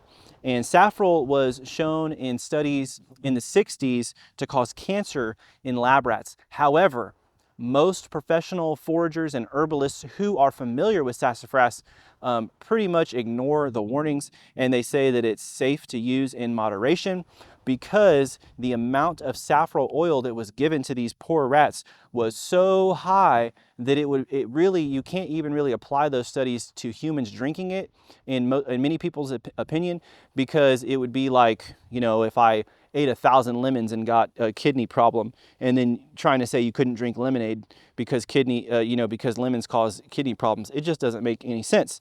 And so although technically saffrole oil is carcinogenic, you know, I and many other people who know even more than I do not think that there's a real risk of getting cancer from it. So it is still used by a lot of people. The leaves, which don't contain very much saffrole, or maybe none at all, are used as a seasoning called filet in gumbo. So filet gumbo, if you've ever heard of filet, all it is ground up powdered sassafras leaves. I actually have 2 full-length videos on this plant. One talking about its medicinal uses and just showing you how to identify it and everything, and making filet powder and making some of the root tea. And then a second video dedicated to making a homemade carbonated root beer. So yes, I actually carbonate this and make homemade root beer with yeast, and it, you know, ferments and creates a natural carbonation. Really, really cool. I'll put both of those videos in the description below this video. Another one of my favorite medicinal plants, this is the Carolina laurel cherry, or Prunus caroliniana. It is used exactly the same way as your wild black cherry, and I actually cover both of them in my cherry video that I've already referenced. This one is identified differently. It has evergreen leaves. The leaves, I'll give you a close-up, are they're not finely serrated, they are toothed, and the teeth look a little bit sharper, almost like a holly leaf if you look really close, but they're not really that sharp, and they're spaced out a little bit more. This one also has a really strong cherry smell. If you crush the leaves really, really good and smell it, you'll smell a cherry aroma. And the bark of this is used as well. It's a deep south endemic species, so it doesn't really grow widespread in the eastern U.S. like the other wild cherry. This one you can only really find if you live in the deep south. An excellent medicinal plant. One that's actually reportedly toxic, so not a whole lot of actual reports of this being used. I do use it, and it is very effective, and it is not toxic. I mean, all the cherries are kind of toxic, but I talk about that in the video. So, but as far as using the bark medicinally, perfectly safe. Wow, I am so excited that I just found this plant. This is the other toothache tree I was talking about. I call it the prickly ash, Xanthosxylum clava hercules.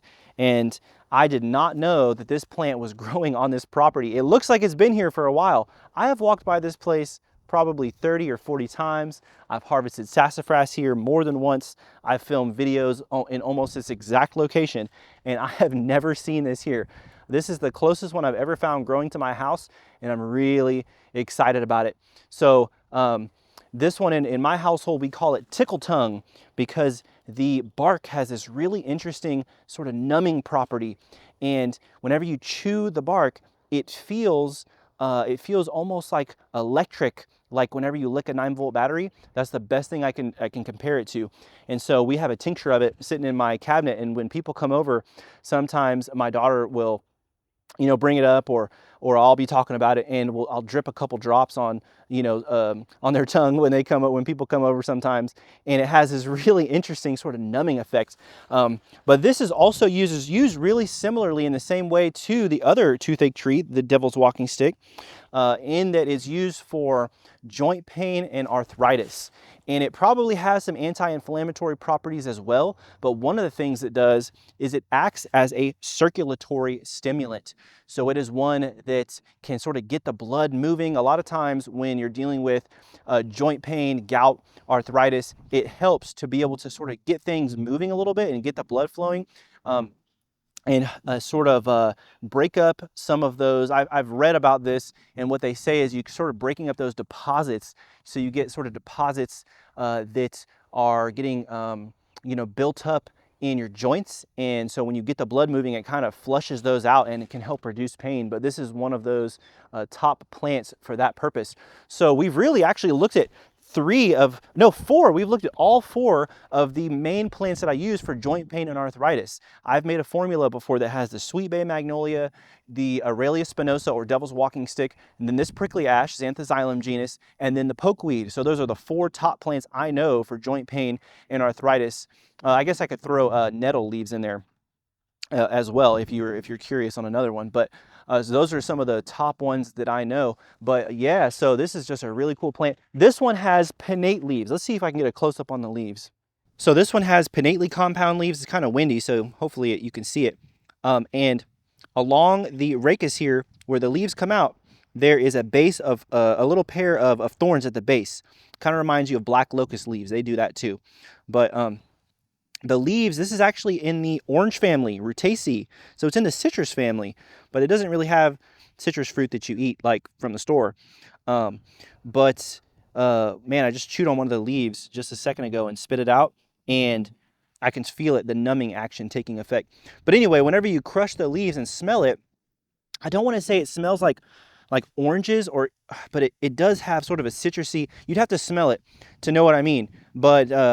But definitely, if you smell it, you will smell what I'm talking about, almost like an orange peel smell, but without the orange sort of flavor attached to it. So yeah, really cool. And let me show you the bark as well.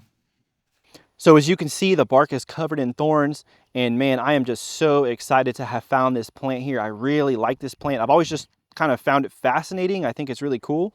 And this is one of the only ones that I really have access to close by to my house. I'm going to be on the lookout for more around the property. But yeah, that's the prickly ash or toothache tree number 2, Xanthozylum claviherculus. Here's one that most people don't really think of as a southeast plant. This is yucca. I'm showing you a zoomed out shot so you can see these tall stalks that it puts out. So there's one here and one here. And if you didn't know any better, you might walk right by and think that this is just a palmetto, but let me show you a close-up of the leaves. So yuccas usually grow in drier habitats than palmettos, and the leaves are really, really tough. Historically, they were made into fiber, and it's like one of the strongest ropes made from plants that I'm aware of. And you know, most of the time when you think of yucca, you think of the flowers being edible but kind of bitter. I've never really liked the flowers. I've tried, you know, different yucca species. The flowers, I always find them way too bitter. But then another thing you think of besides making rope is the root, and the root historically was used for soap, and it has saponins, really high in saponins, which are whenever you add water to it and agitate it, it'll lather up just like soap. But one of the things that I didn't know for a long time about saponins is that they are actually used medicinally. So the root of yucca is used a lot in Mexico for joint aches, joint pain, sort of arthritis pain. We just talked about, you know, the different plants that I have used to help work with arthritis pain. This is one that I know of, but I haven't used it yet. It's much more common and abundant in the Southwest. And even though the plant, you know, has those sort of soap-like compounds, it is still used in, you know, medicinal amounts. for that purpose. And apparently what happens is the saponins bind to toxins in the gut and help lower the toxic or toxin load that's going into your body. And so that's one of the ways that it's been suggested that it helps reduce joint inflammation. However, exactly it works. This is one that, you know, a lot of Mexican cowboys will use, you know, or people who have just kind of torn their bodies up and, you know, have a lot of joint pain and stuff just from working hard their whole life. This is one that they can experience some relief from. It's the root that's used. I wouldn't really recommend harvesting the root here in the Southeast unless you find a lot of them, because it is kind of, it's not really a common plant like it is in the Southwest. At least in my area, I mean, I have my eyes on a few of them that I can see growing here in the woods, but it's just a little patch, and I found another couple little patches here and there, but it's not like an abundant plant. So one that you could propagate for sure, and one that we should all know about because it's a pretty cool plant. And yeah, really, it's fun for kids too. If you cut the leaves off and make rope, a nice little fun project for kids. Next, we have a little mimosa tree here. Mimosa puts out pretty pink flowers around the month of June that are just unmistakable, little pink pom-poms. And it's a tree. It's not originally from the US, and it's actually considered invasive. But I have a full-length video on it that I'll link to the description, in the description below. It is a wonderful plant for depression. I call it Chinese happy bark, because truly, whenever you drink a cup of the tea of this plant, it really actually makes you happy, in my opinion. It's just, it really works. It's an antidepressant. It's known as an antidepressant, and I'll tell you, it works as an antidepressant. So it's the bark that we're using of this. Oh, the flowers can also be used as well. And I have found that at least for the bark, a decoction or boiling the bark as a tea seems to work a lot better than the tincture. I have a tincture. I'll use it from time to time. It's not that no effects are felt, but I do feel like a tea, the effects are just pronounced, extremely strong, noticeable. It is an uplifting. It kind of just, you know, if you're down in the dumps and you're kind of feel kind of, you know, your shoulders are kind of slumped over and you're just bummed out, it'll just lift those shoulders right back up and just lift up your spirits. Really a wonderful plant. And so this one I do, like I said, I have a full-length video on, so make sure to check that out. Excellent plant. The next plant we'll look at is called wax myrtle, and wax myrtle is kind of out of place here, growing along this little planted pine area, but one of them happened to sprout up. Usually this is a plant that's going to be growing in wetlands, oftentimes out in the open in full sun. But wax myrtle is not in the bay family, but it might as well be, because the way that I use the leaves is pretty similar to bay leaves. So here's what they look like up close, and if you were to look at the back of these, on the top as well, but especially on the back, you would notice if you look really close, there's these little orange dots all over the place. So that's one of its features. As far as its leaf shape, you can see that it kind of narrows down near the base. So it's really narrow there. It's kind of going out of focus. Hopefully you can see that. So it's narrow down at the base, and then as it goes up, it kind of widens out, and then it has some teeth near the top half of the leaf, but not down low at the base of the leaf. And if you crush these up and smell them, they have a really wonderful flavor. It's kind of hit or miss. Sometimes they have almost a camphor or essentially oil kind of smell and flavor, and that can kind of ruin the flavor if you're using them as bay leaves. Other times they don't really have that as much. So you probably just need to smell each individual shrub, and then if you want to use it as a food, harvest off the ones that are not quite as strong in that regard. But a little bit goes a long way. You can just use a few of them to season like soups and stews, just like bay leaves. And you can also take a smaller handful, like a little bit more than just 2 or 3, and crush them up and put them in water. I've done this while camping. Put them in my water canteen, and then you strain them out, and it makes a really good flavored drink. I drink that cold. A common plant in this sort of uplands, dry pine habitat is the spotted bee balm or spotted horsemint, Monarda punctata. This plant is in the mint family and has a really strong, recognizable smell once you learn it. It smells kind of like thyme. It has a constituent in it called thymol, an oil that thyme also has.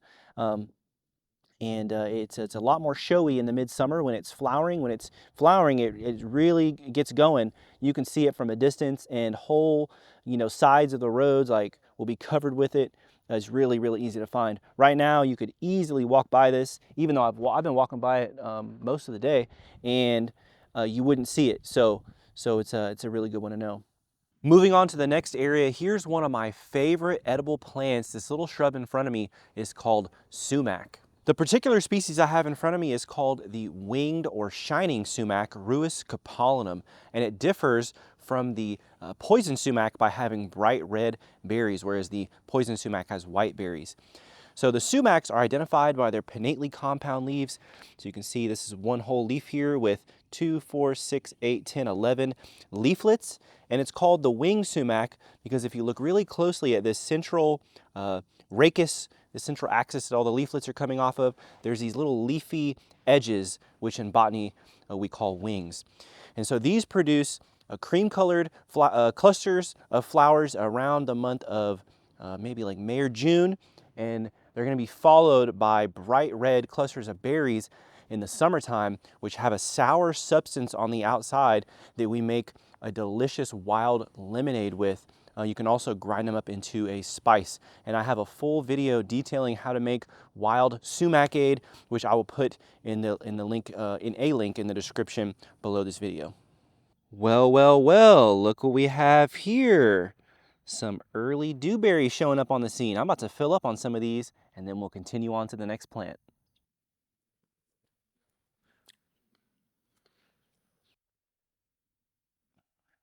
Down here in this low spot, we have some cattails, and the wild food author Euell Gibbons famously called cattails the supermarket of the swamp for all of the different things you can get from them.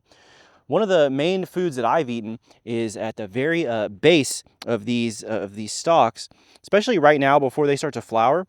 There's like a tender section in the center. So especially when they're grown underwater and you can kind of get in and pull them out of the mud a lot easier when they're actually in water right now. This is kind of a dry time, so it'd be a little bit harder to harvest them. What you can do is you can pull them out and then maybe like the top foot or so, you can just cut off all the leaves on the top, roast those on the fire, and once you've roasted them, you can peel them back, and on the inside there will be this like tender core that you can eat. As the plant matures, it has actually a lot of different uses. The rhizomes that actually will connect all of these underground because they spread by the roots, and the rhizomes are the little roots. Those are sort of a survival food. You can make a flour out of them, or you can actually just chew on the rhizomes to chew out the starch. And then when it sends up that hot dog on a stick, which the cattails are characteristically known for, the pollen from that can be harvested. So there's a lot of different uses for the cattail. One, it's another one that it's kind of hard to harvest a lot of times, like even right here where it's growing. I would not trust this area just because there's kind of like houses that's some of the drainage is running off into. So especially if there's pesticides, if there's, any type of septic from homes, different things like that. And especially when you're talking about in the South, there's a lot of chemical plants and different things like that. So you really have to be careful because these, the good thing about them is they clean up the waterways, but with that cleaning, activity that they're doing, they actually are more liable to soak up pollutants from the environment. So aquatic plants can really soak up environmental pollutants even more than terrestrial plants. So you have to be on the lookout for that. So you have to harvest these in a clean area, but if you can find a nice clean, lake or pond, then go for it. Over here in the corner of this little moist area, we have an elderberry shrub.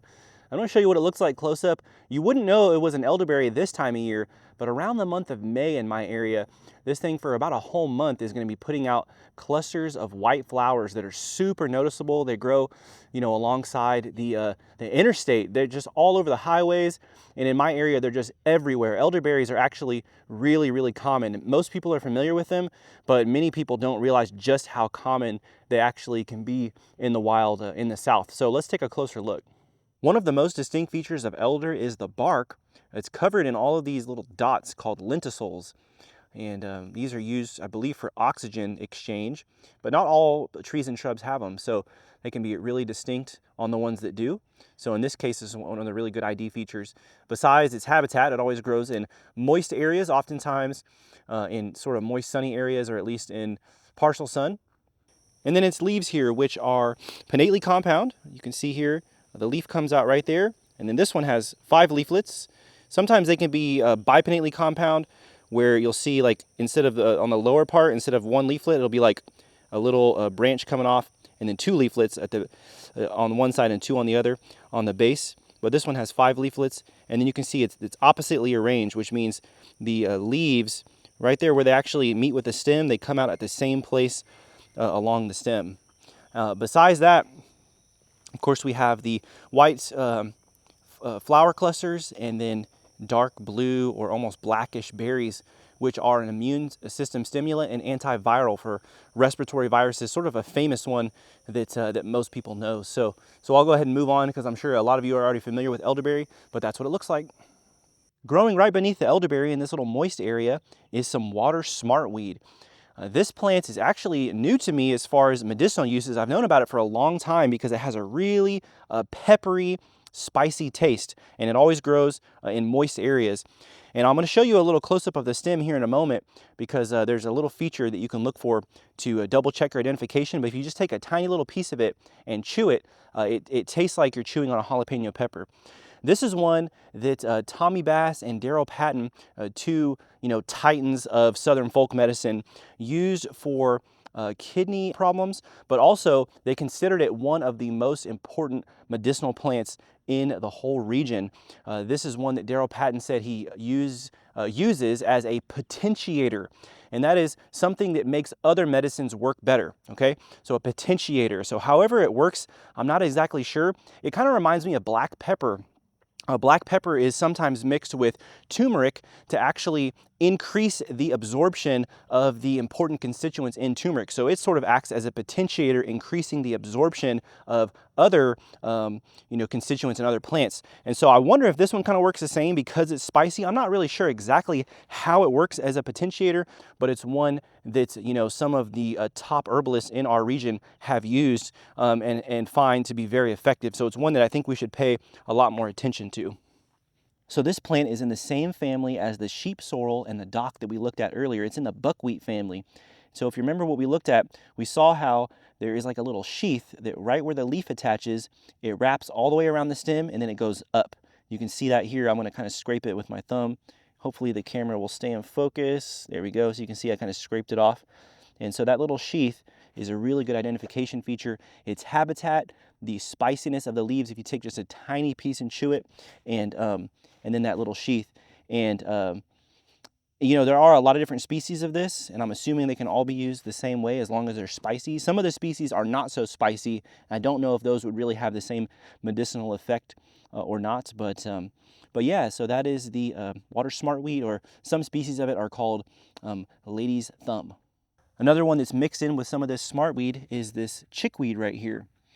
And chickweed's usually sort of a cool season green, but I found it mixed in here, sort of hanging on in the mid-spring in this little cool, moist microclimate. Chickweed is a mat-forming plant. It usually grows as a weed in yards. It has tiny little white flowers, and it's a really, really good food, especially right now in this stage when it's really tender. It's also a great medicine. It's a cooling plant. It's also anti-inflammatory. So one of its main uses is in skin salves. Any type of skin salve, it's a good addition just for its cooling anti-inflammatory effects. It's also really good in cough formulas for the same thing. One way or another, those cooling anti-inflammatory properties find their way to the lungs, and when you add it into cough formulas, it can be really, really beneficial for that. So it's just a really good plant to know just for its cooling anti-inflammatory properties, which you can use for other parts of the body as well. It's also just, it's a super green. It's a superfood. It's just one of those greens. It's high in vitamins and minerals, really common and great to know. Guys, look at all these buck moth caterpillars hanging out on this little willow branch. There's a ton of them.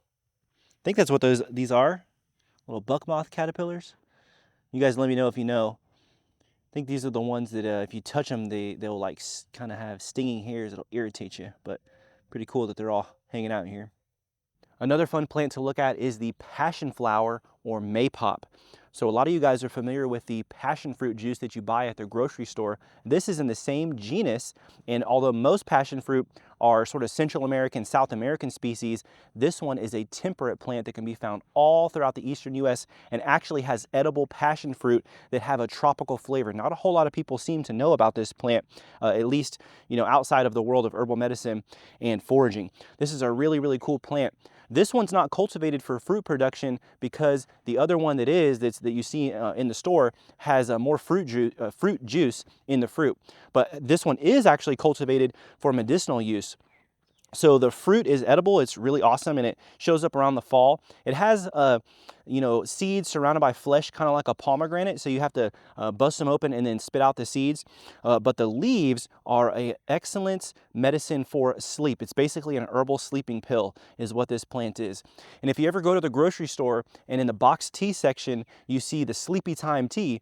If you look at the back on the ingredients, it'll say passion flower or Passiflora incarnata, and that is this plant. So if you've ever drank one of those Sleepy Time teas, that is probably one of the plants that was in it, and it is cultivated for that purpose. So this is widely sold in herbal medicine, but you really don't have to go and buy it because it's so available in the Southeast and throughout the whole Eastern US. So this is the purple passion flower or passion fruit, also called maypop.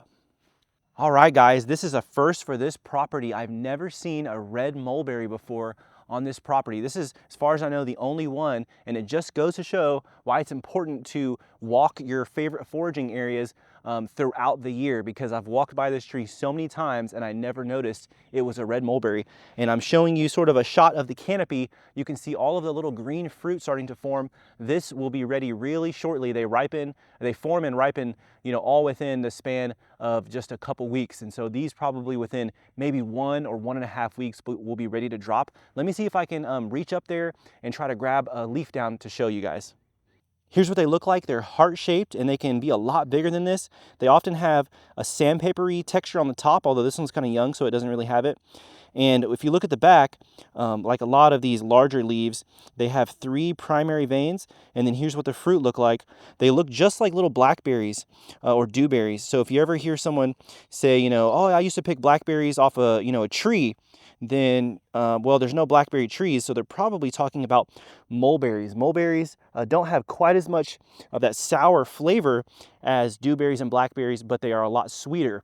And the red mulberries have a lot of flavor, so a really, really cool find. Let me show you the bark really quick.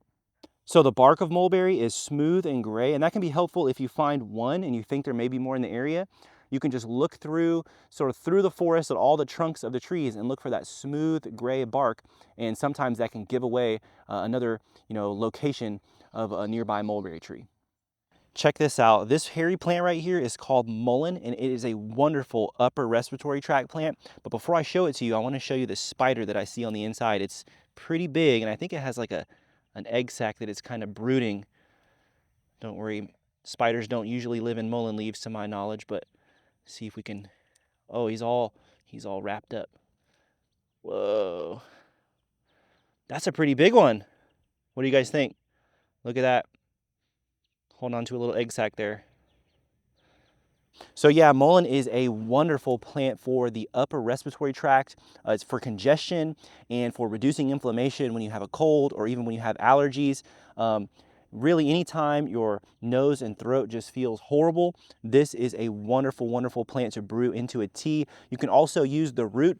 In fact, the roots will last for a long time. They don't taste very good, but what I'll do is I have dug them up before and then broken them into little pieces, and then you can actually take those little pieces with you as like cough drops, like herbal cough drops. And the benefit to doing that is that they last a lot longer than the leaves. So they don't taste very good, but you end up running out of the leaves because no matter how much you harvest, I just use this plant so often, anytime there's like upper respiratory tract congestion, that I run out of it. So the roots though will last a long time because you just need a little piece. And like I said, they taste horrible, but the effect is so pronounced in its just pain reducing qualities, pain reducing in the sense whenever you have like a sore throat and torn up sinuses. In that sense, it's a pain relieving. It's just so effective. You got to keep it on hand. But the way we prepare this is we dry the leaves out. You may have to put them in the oven on low heat for a little while, or in a dehydrator, because those thick midribs here, you can see a little spider. Boop. They don't really want to dry out properly, so you kind of have to force dry them a little bit in a dehydrator or in the oven. After that, you'll just crumble them up and brew tea, but you do want to strain it because the whole plant is covered in hairs that can just be a mild irritant if the hairs kind of get onto the back of your throat. Not a big deal if they do, but they just are kind of scratchy and can kind of not feel so good. So, you know, some people say you can use this as like a bush toilet paper, but I don't think they're taking those hairs into account enough.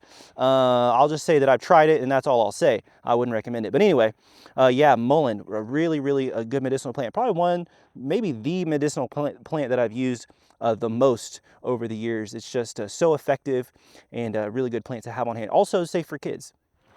This is another plant that is just super effective at what it does. It's called crossvine or Bignonia capreolata. This vine is an energy booster. It's a really effective energy booster.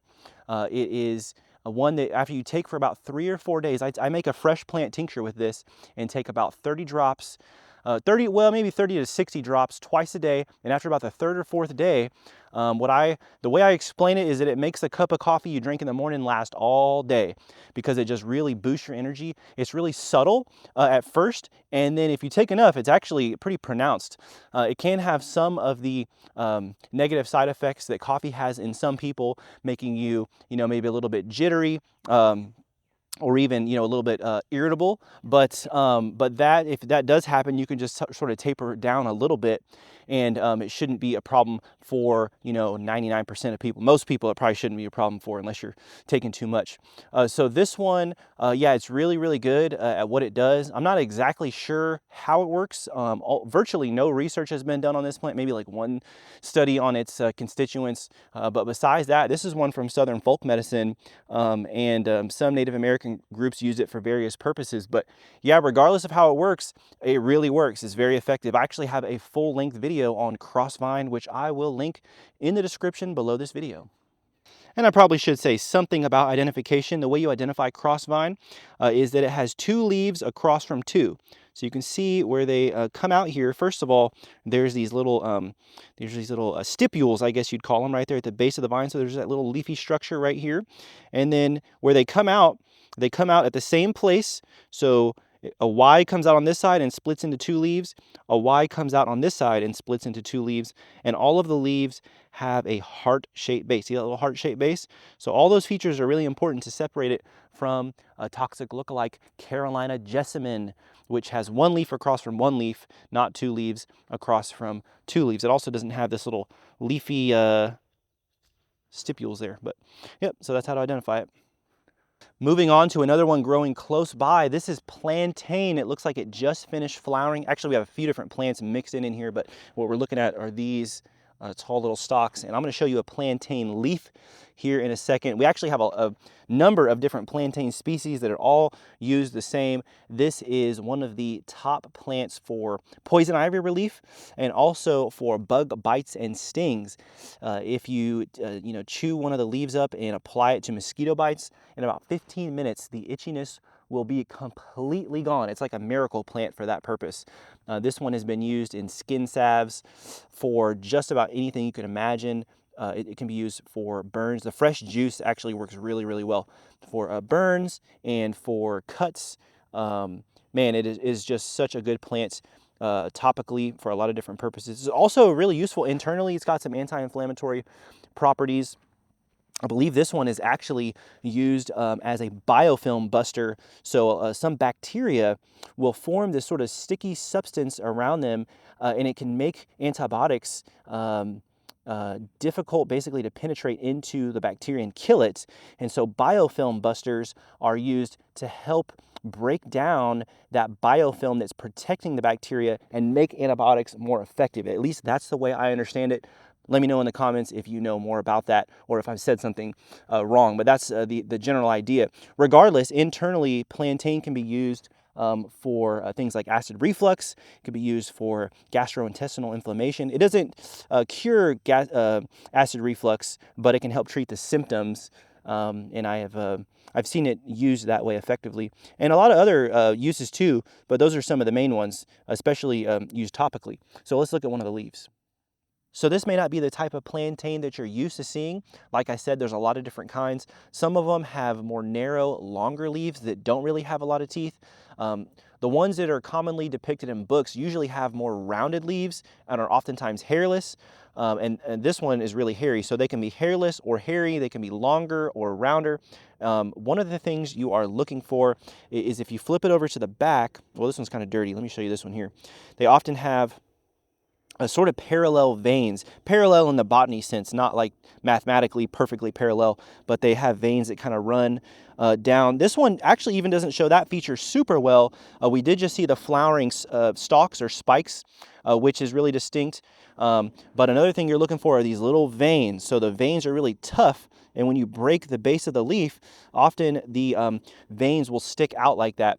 So that is a really important feature for the plantain. So the teeth can be variable, the hair can be variable, even the shape of the leaf, but they're generally going to have those parallel veins, the veins sticking out when the leaf is broken, and then those distinct flowering stalks. They do flower for a really short period, but they come and go, and then the stalks will just look green like we saw without a whole lot of flower action. So that's usually what they look like when you find them. So that is the plantain. This is one that everyone should know. It's also edible and high in vitamins, but I think of it more as a medicinal, but you can also eat it as well. Next, we're going to look at this little patch of goldenrod. And at this time of year, goldenrod is really easy to walk right by without knowing what it is. But I'm going to show you a shot I took of this exact field in the summertime when it was in full bloom, and you can see that it's really distinct. It's a really tall plant. At least this species is pretty tall, and it has those yellow flowers. The leaves of goldenrod are kind of like a willow shape, so you can see they're kind of like long and narrow. And I look at the back. When I first learned how to identify goldenrod, I would notice that these veins, they kind of split off into 3 primary veins. So about an inch or an inch and a half down from where the leaf starts, you can see right here where my thumb is, they split off into 3. And so the yellow flowers and then the longer leaves, they do have teeth on them as well, and then splitting into 3 primary veins about an inch and a half down on the leaf. That's a good ID feature. Also, even in the off season, you can see the remnants of the flowers and the little fluffy seeds that they create. And so this is a really distinct shape for people who are familiar with goldenrod, and you can use the stalks to identify it, because it'll come up, I believe they're perennial, so they'll come up from the roots, or they'll all be in the same area. And so you can use that to identify the plant as well when it's not flowering. So goldenrod is really useful for sinus congestion. It is one of those that is really wonderful at drying up runny sinuses, and that may be sort of a simplified way of saying it. It seems to actually increase mucus production for a second, and it kind of like clears and like opens it up, and then it kind of dries a little bit, if that makes sense. Regardless, this is one that even if you have sort of dry sinuses already and it's bothering you, I would definitely give it a shot, because it's just generally good for the sinuses, whether they're wet or dry. And I think it helps reduce inflammation in the sinuses. You can use the leaves, the roots. The part I use is actually the flowers. So I'll clip the flower tops when it's flowering. It's a really, really wonderful decongestant for allergy season. A lot of people think that, goldenrod is giving them their allergies. And indeed, some people may actually be allergic to the pollen, but most people are blaming it on goldenrod while it is actually ragweed pollen. And I'm allergic to a lot of different types of pollen, but goldenrod is one that does not bother me. So I can mess with the flowers and it doesn't bother me. It's also really good for the kidneys and the urinary tract. It's just generally any type of kidney formula, it's probably going to be good throwing some goldenrod in there to help out. So it's really just generally good. I actually have a full video on this. So if you want to watch the full video I did on how to identify goldenrod and some of its uses, you can find that in the link in the description below. So guys, as you can see, a lot of the plants I'm talking about I've already done videos on and I'm really familiar with. Some of the plants I'm talking about I haven't made videos on yet, and a few of the plants I haven't even used yet, but they're on my list of things to start working with and start experimenting with. So if you want to follow me along in the process of learning some of these plants, make sure to subscribe to the channel. I'm planning on coming out with a lot more deep dive videos into each individual plant. And so there's a lot that I haven't done, a lot of work still to be done. So yeah, I think I'm going to look at maybe one more in this area, and then we're going to check out another area. So stay tuned. The next plant I want to show you are these spiderworts growing in my backyard. Spiderworts are identified by their blue 3-petal flowers, super easy to identify. They are edible, the whole plant is edible, and they actually are high in mucilage, so they have those slimy, sort of cooling compounds. And I haven't found a whole lot of records of them being used in medicine. I don't know why, because they are edible, they're safe to use. So maybe that's an underused plant that can be used like a lot of the other demulcent herbs. It is edible also. Now the outside skin of the stalk is really tough, so you have to peel it back. And then the inner core of the stalk is more tender. And because this particular species has kind of thin stems, there's not a whole lot of food on it, so I don't use it a whole lot as a vegetable. But the flowers are edible, so it's really fun for kids to go pick the flowers and eat them out of the yard. And also, if you take the flower petals and crush them up and put them in water, it will turn the water like a bluish purple color. So it's kind of a natural food coloring, and that's a fun little kitchen project you can do with kids that you want to, get into foraging. I'll go ahead and show you here. If you take one of the larger stalks, and you can just peel this right off.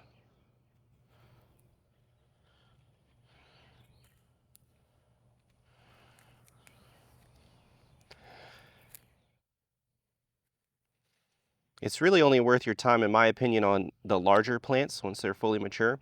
And it's just like the lower like 1 or 2 sections. When I say sections, every leaf kind of wraps around the stem, you can see right here. So it's kind of indistinct little sections. So we'll just tear that off. And then this little part right here will just break off. And this makes a nice little vegetable. These little pink flowers that start popping up in yards in mid to late spring are a really cool plant called Florida betony, also called rattlesnake weed. And so it's called that because the roots look like little grub worms or little rattlesnake tails. And they are crunchy, edible vegetables. They're really, really cool. This plant is endemic to Florida, originally endemic to Florida, probably around the 50s due to the landscape trade and moving sodgrass from one place to another. It started spreading. Now it can be found all across the deep south. It doesn't really like the cold, so once you get too far north, it stops growing. But it's a really common weed in yards and landscapes. It's actually really hated. I wish more people would get to know this little plant. But the roots are a really, really cool vegetable. It may have some medicinal uses as well. Certainly its relatives are widely known as medicinal. It has a lot of different other species in the same genus, but this one, not a whole lot of medicinal uses recorded for it. Certainly not by Native Americans, although some herbalists have started experimenting with it. And we don't know for sure how it's used medicinally, but I do actually have a full-length video on this one, which I'll link in the description below. So yeah, the Florida betony, a really cool plant. So I just saw this and I wanted to show it to you guys. This is actually another red mulberry, and this is what the young leaves look like. So on the older trees that are producing fruit, they're gonna have heart-shaped leaves with no lobes, but on the younger shrubs that are just like the seedlings that are just sprouting out, this one here is about 7 or 8 feet tall, they have this really wonky lobed appearance. So this is what they look like when they're young. You can see the young leaves and the more mature leaves look totally different. So if you see this, and it's grown in a place that you would want a nice little mulberry tree, don't pull it up, because these will often be growing almost like weeds, sometimes in like landscapes and stuff, because mulberry is really good at dispersing itself. But yeah, there you go. It's some young red mulberry leaves. Here's a plant that's about to be flowering. This is the vervain. I believe the exact species we're looking at here is the non-native Brazilian vervain, but they can all be used similarly. This one is identified like it's in the mint family. It has square stems that are actually, the corners of the squares have like really distinct raised ridges. So it's really, really distinctly angular. And then the leaves are oppositely arranged. I've learned to identify it by its leaf shape and vein pattern. You can see here how it almost has this, I guess you'd call it a deltoid type of shape, where it's kind of like a cone coming down and then a cone going back up, with the top parts of the leaf having most of the teeth, and then the veins there look kind of sunken in. This one is used as a sort of calmative plant. It's kind of been compared to like a weaker version of skullcap. I think I've seen people compare it to, which we're actually going to look at skullcap next. This one though, so it's used in really 2 different areas that I know of. It's used in sort of anxiety, stress, sleep formula, so it has a sort of a calming action. And then it has an antispasmodic action on the lungs. So it's added not by itself, but added to cough formulas whenever you want to sort of relax the lungs. It's oftentimes added with expectorants. An expectorant is going to help expel mucus, and the antispasmodic action of this plant is said to help sort of relax the lungs to make the mucus easier to expectorate. So yeah, this one not usually used on its own, but added to cough formulas and added to sleep or relaxation formulas. Started drizzling a little bit here, so we'll take a look at the skull cap in the car. Have a little specimen here. This is one of my favorite medicinal plants. I'll put an even better picture of the flowers up on the screen. This is in the mint family, but like some of the other ones we've looked at, it's a non-aromatic mint. So it doesn't have a minty smell, but it does have flowers that are reminiscent of the mint family, an upper hood, lower lip. This particular species is the helmet skullcap, or Scutellaria integrifolia. It's one of the few species that has leaves that are generally toothless. So all the skullcaps can be identified by their blue flowers that all have a really similar shape. And then the skullcaps also have these interesting seed pods that are kind of like two-lipped. I'll put those up on the screen as well. Really distinct. You can see what the leaves look like here. I actually have a better picture of the leaves I can put up on the screen as well. I have a lot of pictures of this plant. This is one of my favorite medicinal plants. It is a nervine, which means it helps the central nervous system. It's used for anxiety, is probably its main use. So it's really, really good for dealing with stress and sort of a anxiety-induced stress. Really a wonderful plant. I can't even hold on to it because I'll give it away or I'll use it myself. It's really good after I've been sitting on the computer all day editing videos or whatever, and I'm just like kind of sick of being on the computer. Sometimes I can get a little anxious for no reason, but just kind of that feeling of sitting on the screen for too long. I know a lot of you probably feel the same way if you have a job that requires you to, be inside all day. This one's really good at reducing that.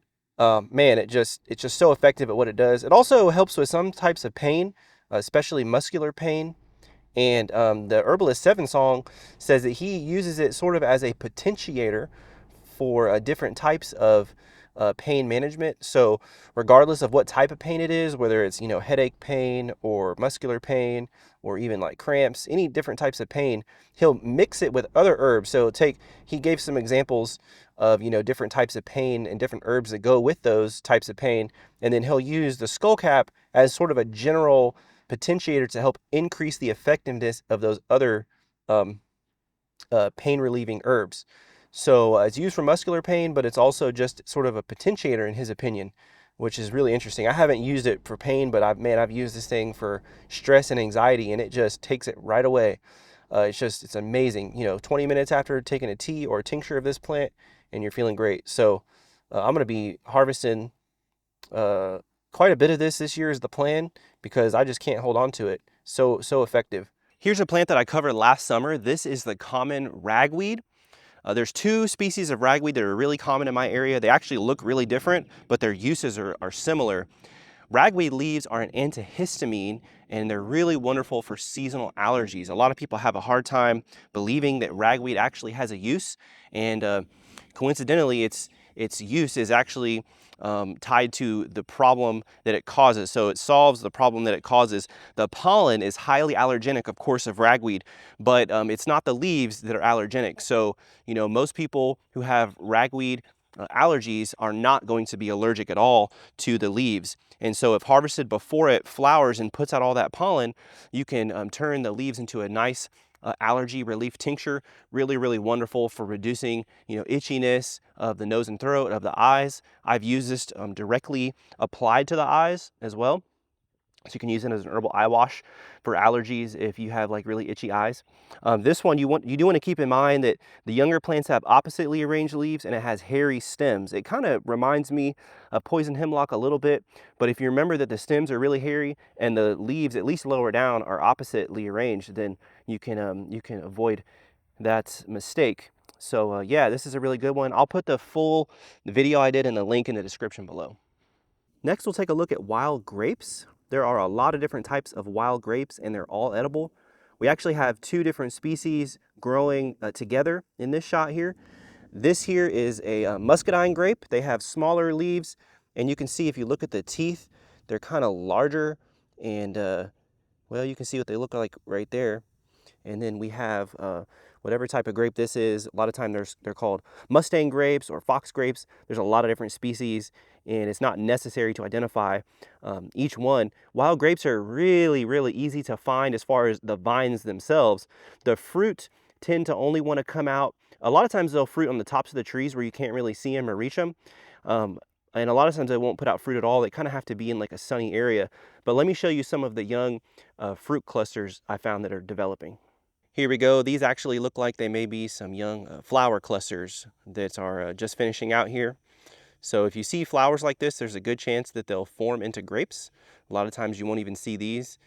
But like I said, if you're kind of walking along a tree line and you see some grapes that are hanging down and kind of out in sun, right on the edges of the tree lines, then that's where you're going to usually find the grapes themselves. Otherwise, you may be walking around kind of in the midsummer is when they fruit, maybe like early summer, and you'll see some big muscadine grapes just on the ground walking through like a dry creek bed or something like that. So those are the ones that'll fruit like way up in the canopy, and then they'll just drop. Yeah. This little plant here is called ground cherry, and you can see the leaves here. If you're familiar with potato plants, kind of looks like a potato plant. It's in the same family, the nightshade family. These are really easy to walk by, but they're actually pretty common. And there's different species. So this one kind of has hairy leaves. Another one that's really common in our area doesn't have hairy leaves. The leaves don't quite look actually really similar at all, but it does have that sort of potato-like or almost tomato-like kind of arrangement there, being in the same family. But the thing that all of the ground cherries have in common are these flowers that hang down below. And if you look at them, they are yellow with 5 petals. All of the petals are connected. And then the throat is usually a dark purple color. And one of the other ones in my area doesn't have really a purplish throat. Sometimes it'll have sort of dark splotches, but almost all the ones I've ever found will have that darkish throat. But they have 5 yellow petals that are all connected. And I'm going to show you on the screen whenever they mature what they look like. They have these little husks or lanterns, and they're called ground cherry, presumably because they're like little cherry tomatoes. And so this is actually in the same genus as tomatillos. And so if you've ever seen a tomatillo in the grocery store and they have that little husk, this is in that same genus. The genus is called Physalis. And what you want to do is you want to wait for those little husks to actually turn tan and fall to the ground. So you would think that they would be, you know, kind of rotten and too late to harvest, but you actually want to wait for them to turn that tan color, fall to the ground, and then if you open them up, they're like a sweet little cherry tomato. Actually, they're really sweet. So if you like tomatoes or cherry tomatoes, you'll love these. If you don't really like tomatoes, you probably won't like them. So it's kind of a love or hate thing. But yeah, these little ground cherries, as they're called, always have those sort of drooping yellow flowers with 5 petals, usually a dark purple throat, and then those husk-like little lanterns with a berry inside. Next, growing up against this pine tree is a wild mayhaw tree. Mayhaw is almost legendary in Louisiana for the jelly that it makes. If you ask almost any native Louisianan what makes the best jelly, they're going to say mayhaw, hands down, by far. It's not really super well known outside of the deep south where it's endemic, so it only grows natively in the deep south. You have a more eastern species, and then you have a more western species. From what I understand, they're pretty much the same. This is the western species, which is Crataegus opaca, I think is the scientific name. This one here is in full fruit in late April and early May is when it fruits, and so there's a bunch of unripe fruit on this one. And then some are starting to ripen. In the wild, it's pretty much a semi-aquatic tree. It usually doesn't grow among the pines like this. It's only growing here because there's like a little drainage sort of ditch where the soil is moist. So this one's kind of all by itself. All the other ones that I know of are right on the edge of the bayou, and they're actually underwater right now. So mayhaw grows in a really interesting habitat that's sort of semi-aquatic. So right on the edge of the bayou, it is usually growing in an area where it floods seasonally. So in the drier parts of the year, you can walk right up to them. In the wetter parts of the year, you have to have a boat to get to them. And these are actually harvested in boats traditionally. Now, of course, they have mayhaw breeding programs and orchards, and you know they can grow places where it's not flooded, of course. But in the wild, you know, traditionally you take your boat up to a mayhaw tree in full fruit, shake the tree. I've done this before. It's a lot of fun. And then you use nets, and the fruit floats on the surface of the water, and then you use nets to scoop up all the ripe fruit. So it's a really, really cool tree, really a legendary plant in Louisiana. So let's look at how to identify it. So here's what we're looking at. You can see the fruit are pretty big for a wild fruit. They're red. They can also be a kind of a whitish color, or like a pale kind of yellow. So even when they're fully ripe, they're not always fully red, but there'll always be red ones present. And then you can see on the leaves on the back, if you look at the one on the right, there are rusty colored hairs along the mid vein and at the base of the little secondary veins coming off. There's like little tufts of red rusty colored hairs. And then you can see what the lobe pattern looks like. It does have quite a bit of variability as far as the lobes go. Sometimes they're rather unlobed, but altogether you should be able to identify it just based on this little scene right here with the fruit. And again, you're looking in late April and early May if you're in the deep south. That's when they're going to be fruiting. And so if you see fruits like this at another time of year, it's probably not them, because they're pretty much work like clockwork, and they ripen really fast and then they all drop. So you got to get them while the getting's good. So check this out. I just found a couple mulberry trees that are actually in full fruit right now. Within the next week, they'll probably be dropping almost all their fruit. Mulberry is another one of those. I mean, if mayhaw drops its fruit quickly, mulberry probably drops its fruit twice as fast. I mean, they go from flowering to fully ripe to dropped really, really quick within just a couple weeks. So you can see, I'll show you the leaves of this one. We already looked at the leaves earlier, but you can see that this one actually has a lobe here. It's kind of reminiscent of sassafras in how it'll have, you know, your typical leaves here, and then some of them will have that little mitten shape, but they're a lot different from sassafras. They're a lot bigger. First of all, they have that sandpapery texture, which sassafras doesn't have, and then they have teeth on the margins. Sassafras leaves are toothless. These ones also have what we call an acuminate margin. You can see how it kind of comes to a point, a elongated point there. But let me show you the fruit on the underside of these branches. Yeah, so check this out. These white looking fruit will ripen up really shortly, and almost all the fruit are kind of whitish like that. This one right here is ripe though, so I'm gonna eat it. A nice sweet sour flavor. When they're fully ripe, they're almost completely sweet, but when they're just a tad bit unripe like that one, they have a nice sweet sour flavor. So really good, really cool find out here. And there's another one right next to it. This one's showing the mitten shape, and then it actually has a little 3-lobe leaf on it. So you can see kind of the younger one we looked at, how it has those funky lobes. You can see that when it is mature, occasionally it will still show that, but most of them are going to be more almost heart-shaped and unlobed. There's a forest shrub here that I want to show you guys. It's called witch hazel, and you may have heard of it because witch hazel products are sold all over the place in like lotions and skincare products. Let's take a closer look.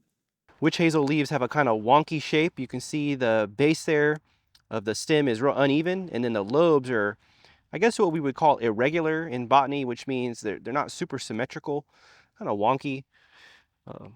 Witch hazel is really interesting. It's unique because it flowers in the late fall and sometimes all the way into the midwinter. And so I'll show you what the flowers look like. And in the winter, you'll actually see the flowers a lot of times when the leaves have already fallen off. And so these interesting, they're real tiny, but they have those kind of ribbon-like petals, and they're yellow. So it's a good time to actually locate the plant. So witch hazel is used externally and internally, but especially externally for a number of different, skin complaints. It's used for just basic things like bee stings and scrapes and things like that. It's also used for varicose veins, is well known for that. It's also well known for hemorrhoids. So it has some special affinity for the blood vessels. It's also used externally for things like acne, along with internal therapies to deal with the roots, issue, some of those alternatives. Things like cleavers and actually wild violet, greenbrier root, dock root, some of those other sort of alternative type of plants that can help. But this is used externally. So it has a lot of different uses externally, but those are just some of the main ones that I know of. So yeah, this is a good plant to know. Anything you're using it for, the preparation that you buy in stores, anything you're using that for, it's going to be way stronger if you just harvest it yourself. The leaves and the bark is what's used. Next, we'll take a look at greenbrier, also called catbrier or sawbrier. Greenbrier is a thorny vine in the genus Smilax, and it is an important food and medicine. So many of you are already familiar with greenbrier and know of its edible uses. It has edible shoots, which I'll go ahead and show you here. The growing vine tips of greenbrier are a classic edible plant for beginner foragers. They're super easy to identify. You see all those tendrils sticking out. The vine itself has green bark. It really doesn't even have bark like we typically think of it. It's just smooth and green besides all the thorns, and then it has the tendrils. So along with the leaves I just showed you, it's a really easy vine to identify. Now the root of greenbrier is also an important medicine. In Southern folk medicine, it's known as wild sarsaparilla, and there's a couple different plants known as wild sarsaparilla. So you have to keep in mind we're talking about the genus Smilax. The roots are used as a sort of hormone regulators. So they're used in hormone dysfunction, any types of conditions working with that. And then also as what we call an alterative. It's oftentimes used for chronic skin conditions, acne, psoriasis, eczema, even boils, and for that you want to use it long term. But this is a plant that is said to give people energy, so it's one that you do kind of have to use for a while. It's a real mild medicine, so more of a long-term type of medicine, but the root is really well known in the world of herbal medicine. So a really great vegetable for really almost the whole spring season. So it has somewhat of a long season of availability compared to a lot of other edible plants. You can find these growing tips all throughout the spring, maybe even into the early summer, and then the root, a wonderful medicine. Next, we'll take a look at wild lettuce, an edible and medicinal plant in the dandelion subfamily. There are a lot of different species of wild lettuce, and they can all be used to one degree or another. This particular species grows all the way up to about 8 or 9 feet tall. It gets really tall. Some of them will grow to about knee or waist high. And some of the wild lettuces are actually a good food. They're a really bitter herb. All of them are, bitter to some degree. Some of them are more bitter than others. Some of the less bitter species, you can take the young leaves and you can eat them just like you would use dandelion greens. But I mostly know wild lettuces as a medicine. So wild lettuce used to actually be called opium lettuce. And historically, it was actually thought that they had some trace amount of opiates in them. But I don't think they actually have opiates in them, but there are a lot of similarities in the way that you would use opium to the way you would use wild lettuce. And one of the main similarities is being used for coughs. So actually, if you cut the stalk of a wild lettuce or break one of the leaves, copious amounts of white sap exudes. And so that's where you could see where people would get that sort of comparison to opium is from that sap that comes out, just like a lot of the plants in the poppy family, which opium is in the poppy family. But it's also used for mild pain relief and then for coughs. So, of course, all of us think of opium as mostly just being like a pharmaceutical pain reliever, but one of its uses of the actual plant is that it's really good for coughs. And so wild lettuce can help reduce the pain of a cough. So it's not really used by itself as a cough medicine, but in cough formulas to help reduce the pain of a cough. It's also just a general sort of mild pain reliever. Maybe think like aspirin strength or maybe a little bit weaker. And then it's one of its, I would say, top uses is as a relaxing herb. It's good for sleep and it's a calmative. So it's good for sleep and relaxation, unwinding. So those are sort of the main uses. The mild pain reliever specifically for coughs, but for other types of pain as well, like joint pain, and then as a calmative plant for sleep and relaxation. And I'll show you what the flowers look like. These will come out in the summertime. Right now, as I'm filming this, the plant's only about knee high, but it'll get really tall. It'll have these tiny little yellow flowers. Some species actually have blue flowers, but the one in my area that's the most common is really tall and has tiny little yellow flowers. So that is the wild lettuce. Lastly, the mighty oak tree. Oaks need almost no introduction. Almost everyone can identify an oak, and pretty much 100% of the people watching this video will know an acorn when they see one. Although there are some oak trees that have leaves that are shaped in a way that we wouldn't really identify with an oak. So a few of them can throw you off, but I think most of you guys know an oak tree when you see one and definitely know an acorn when you see one. That being said, not a lot of people in the modern day realize how important of a food source acorns used to be.